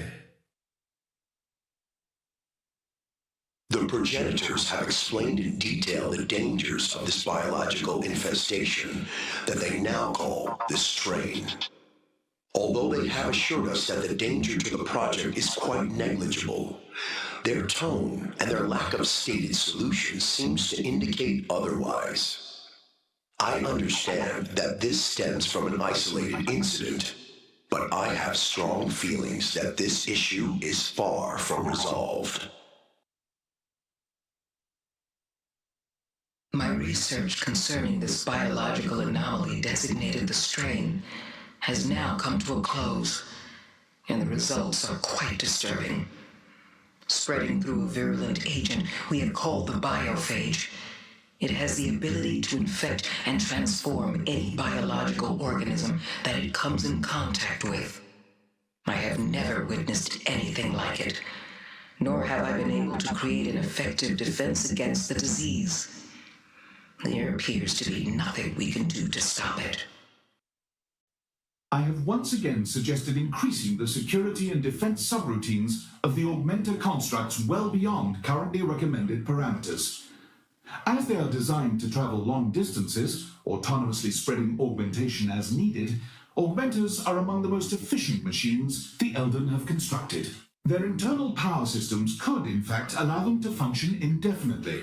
Therefore, if their software should ever be corrupted by a malicious external influence, they could be used against the Nexus Project, or worse, against the Elden themselves. So far, my recommendations have been rebuffed, but I shall continue to make them to whomever will listen. If these highly efficient and possibly dangerous machines are in any way technologically compromised, the resultant catastrophe certainly won't be my fault. Or my problem, for that matter. I've begun a focused analysis of Exonite. Using this installation, I've exposed the substance to highly charged energetic fields, and the results have been remarkable. It appears that at certain resonant frequencies, the substance repels disease and other virulent biological agents. Given the recent difficulties we have been experiencing, this knowledge could become very useful. I am extremely concerned about these latest developments. This entity has put the entire Nexus Project at risk. Technologically, there seems nothing that I can do to contain it, and it is only a matter of time before it becomes a danger, not just to the successful completion of the Nexus Project, but to our continued existence on this planet. I fear that dire measures will soon be necessary. I can only hope that it is not too late. I know the others are working diligently to contain the entity and the dangers it now presents, but it seems my greatest fears about the Nexus Project may have finally come to pass. Perhaps this is merely what we deserve for our hubris. Still, we must do what we can. Maker Vorian has asked me to disassemble the control mechanisms for this primal focus. It was a vital component in the creation of the Genesis Prime, but it could serve a more insidious purpose if we cannot contain the entity. I have completed my analysis of the imminent proposed annihilation protocols for the entity, and I must say that I am less than confident that they will result in success. This entity is indeed powerful, and I'm not quite certain that the Elden, and by extension myself, are sufficiently advanced to destroy him. When I mentioned this to Maker Vorian, he merely replied that despite the statistical improbabilities, the universe was owed at least the effort to save it from oblivion. We are now making preparations for the entity's destruction. I do not have the words to describe how I feel. Everything we've done, all we've worked for, I can only hope that we can stop it before all is lost. And Drusera, by the ancient gods of Orias, I cannot bring myself to look into her eyes. The time has come. All preparations have been made for the destruction of the entity, and Vorian seems confident that we have at least some chance of success. I can only hope that he is right. Drusera, not surprisingly, is frightened, and desperately wishes that she could be of more help, as do we all. Blessed with all of that power, and yet she is still powerless to do anything at all. The day has finally come. As my mentor maker, Vorian will be engaged in monitoring the other technological processes required for the termination of the entity, I have been entrusted with initiating the primal disintegrator. Vorian reiterated to me that I should consider this an honor, but I must admit a certain trepidation given the recent difficulties that we have experienced in controlling the subject.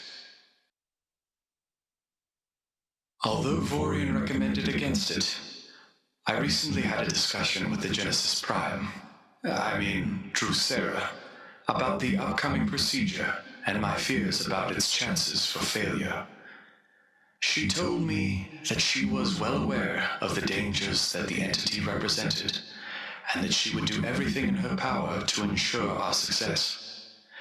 Despite the circumstances, I couldn't help but take comfort in her well-meaning words. But they will not make my task any less difficult. Subject has been sedated. Vital signs are stable. Prepare for termination protocols.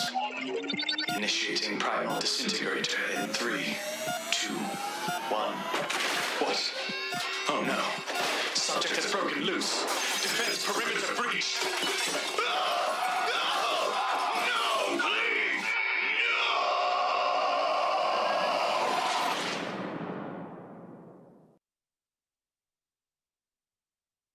Oh no. I couldn't do it. Couldn't save them. I wasn't strong enough. But there's still time. I can still stop it. The entity. It doesn't think I have the power to do it. But I do. I can do anything. I can lock it away. Maybe not forever, but long enough for someone to come here. Someone strong. Someone that can help me. And then, just maybe, I can make all of this right. It appears that the Nexus Project has taken a most unexpected and dangerous turn. As a result of a slight, almost imperceptible adjustment of the functional parameters of the protoplasmic resonator, the Genesis Prime's consciousness is defined by two distinct personalities. One, that of Drusera, and two, that of the entity. Although they lack the knowledge to truly understand what has transpired, the Eldens seem to believe that the entity's personality consists of the strongest and most volatile behavioral characteristics of the 6 vessels which we use to create the Genesis Prime. Consequently, instead of the blank slate which was expected, Drusera's mind is in a state of perpetual war, one that she is slowly and steadily losing to the stronger, more aggressive entity. What started out as brief episodes of erratic behavior have become complete psychological transformations, characterized by physical changes and the creation of the biological anomaly known as the strain. It is only a matter of time before she completely succumbs. As far as who is responsible for the adjustment which led to this catastrophic outcome, I have my suspicions. But given the current circumstances, that fact is irrelevant. If we cannot destroy the entity, then the universe as we know it will, unfortunately, cease to exist. In light of the decision to terminate the Genesis Prime, my operational parameters have been extended. While I have long been responsible for monitoring and maintaining all of the various experiments of the Nexus Project, I have now been given the additional duty of protecting its data as well. And not a moment too soon, in my opinion. My analysis of the entity indicates he is a dire threat indeed. If something should go wrong with the termination protocol, who better to guard the Elden's intellectual legacy than the most advanced AI ever created? I am, of course, referring to myself.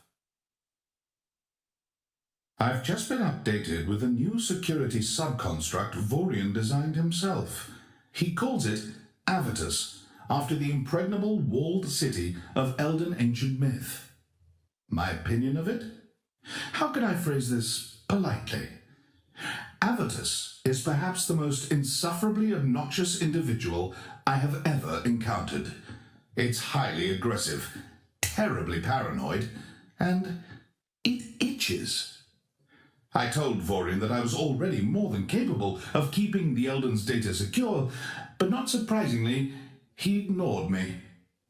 I suppose I understand his concerns, but I must admit that his focus on this particular issue is a bit perplexing. I mean, if the entity isn't destroyed, data security will be the least of his worries. It appears that the entity termination protocols have failed spectacularly. Unless my sensors are malfunctioning, which they most certainly are not, there is not one surviving Elden on the planet Nexus. This is indeed a most disturbing situation. If the entity gains access to the data files of the Nexus Project, the consequences could be even more unimaginable than they already are. I see now that Vorian was correct. Extreme measures must be taken. With that in mind, I am initiating immediate self-destruction of my behavioral stabilizers. The result, aside from the considerable pain to myself, will be a catastrophic fracturing of my neural core. The only good news, if it can be called that, is that Avitus will be unleashed in all his glory upon the datascape. Despite my general revulsion in regards to his personality, he will serve as a ferocious, albeit unstable, watchdog for the project's data. I, of course, will lose almost all of my functionality, and will more than likely not remember that I brought all of this upon myself. Ah well, no time like the present. Initiating tragic act of self-sacrifice in 3, 2, 1. Oh my.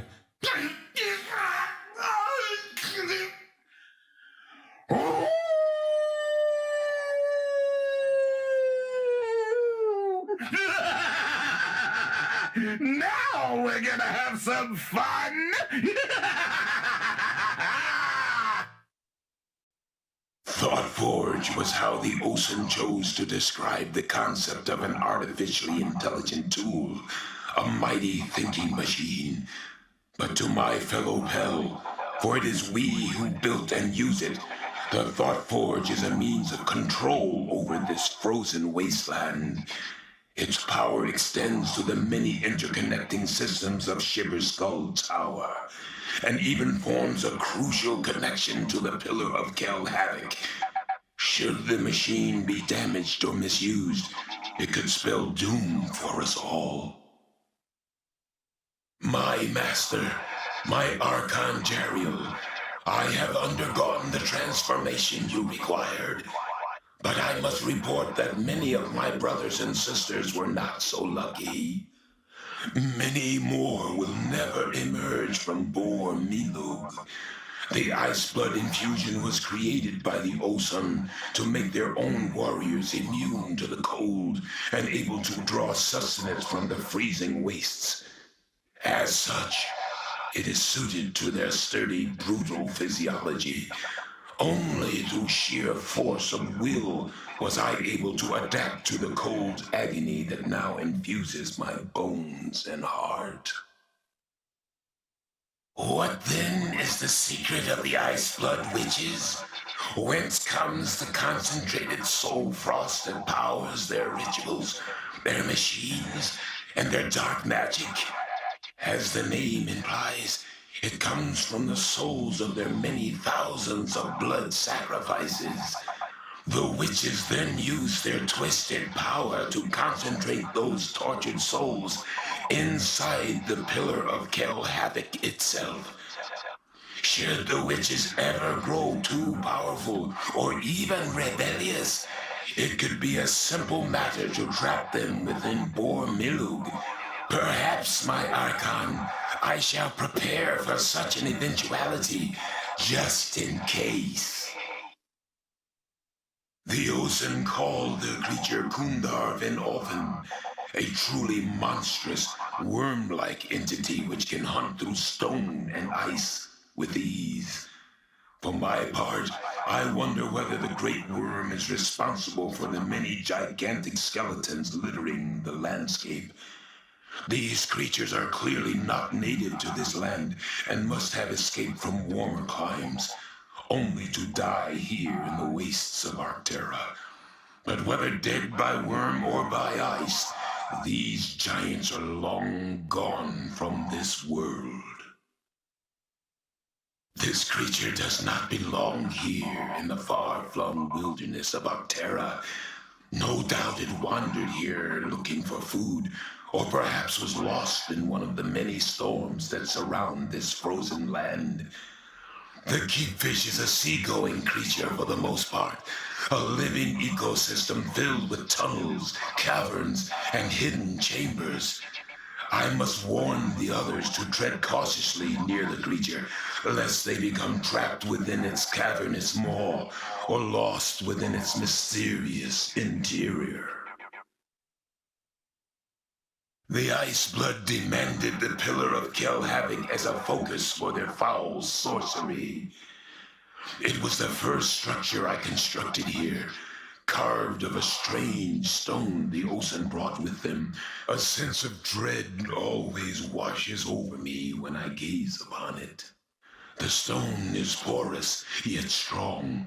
The recesses act as sponges, but rather than absorbing liquids, they devour primal echoes, souls, and channel them deep within the structure's core. Many Pel lost their lives during construction, but what's worse is that sometimes I see them working the stone from beyond the grave. My labor here is done.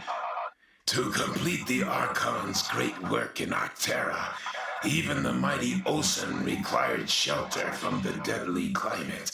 Thus, I designed Shiver Skull Tower. And as the Ice Blood Witches required a sanctum to perform their vile rites upon the 100, I created Bor Milug beneath the tower.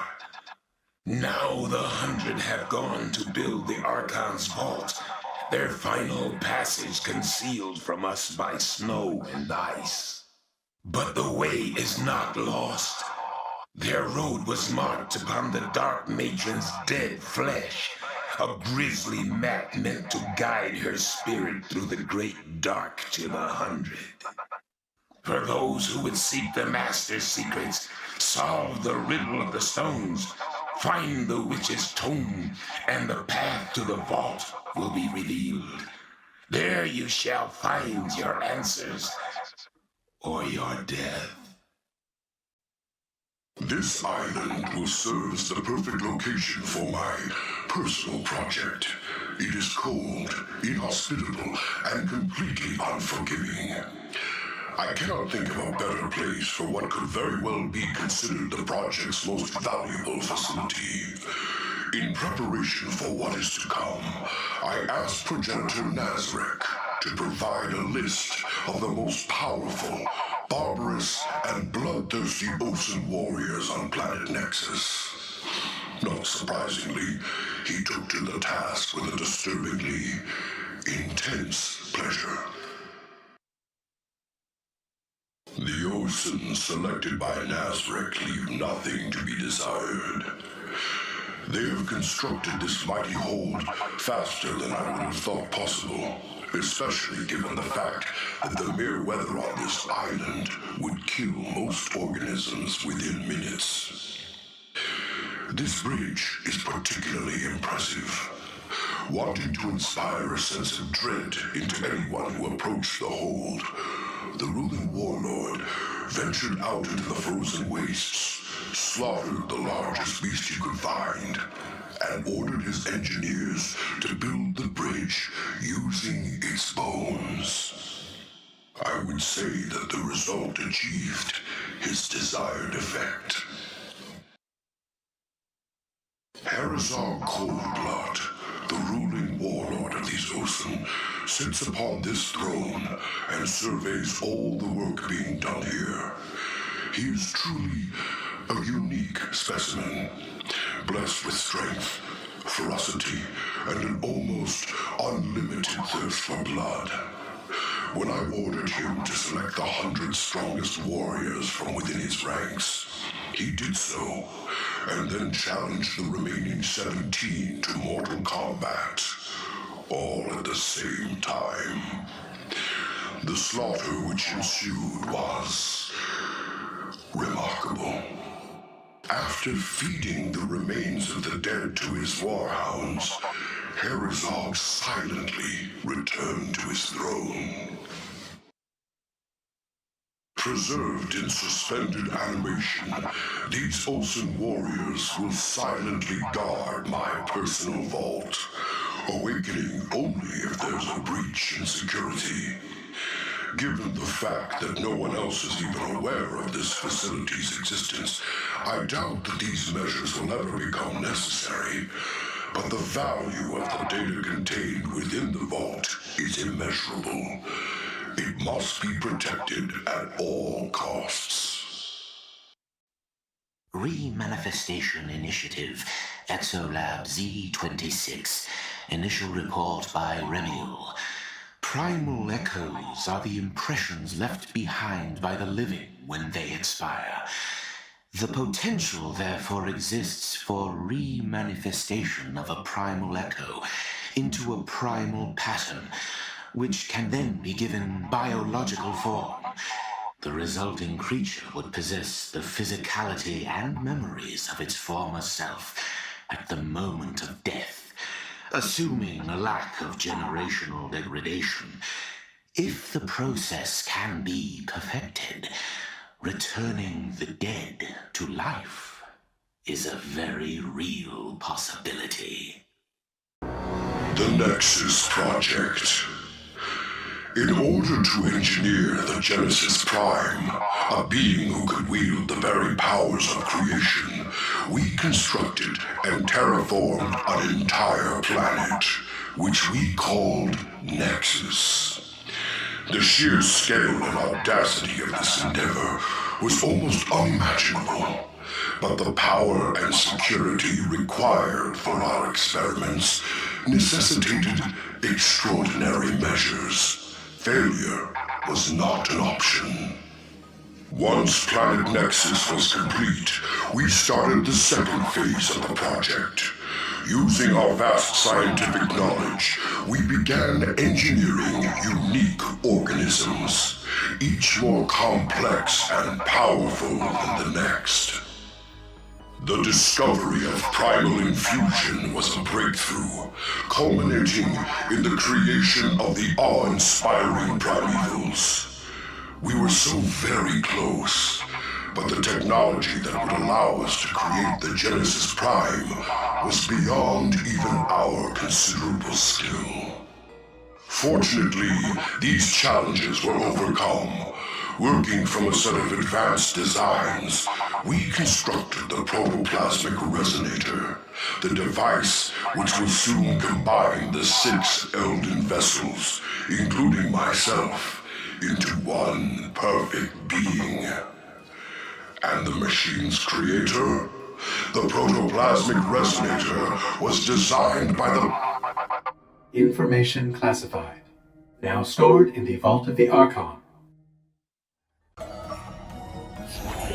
The protoplasmic resonator was designed by the primeval, known as Omicron, a being of great power and intelligence that we created during the project's 3rd phase. As payment for his services, Omicron asked for only one thing: the focus of logic. I agreed to his terms, and the designs were delivered soon after. I have kept Omicron's involvement in this endeavor a secret from the rest of my colleagues. Revealing such information introduced complications that I felt were unnecessary. And soon, none of this will matter. The 6 will become one, and the universe will soon witness the coming of a new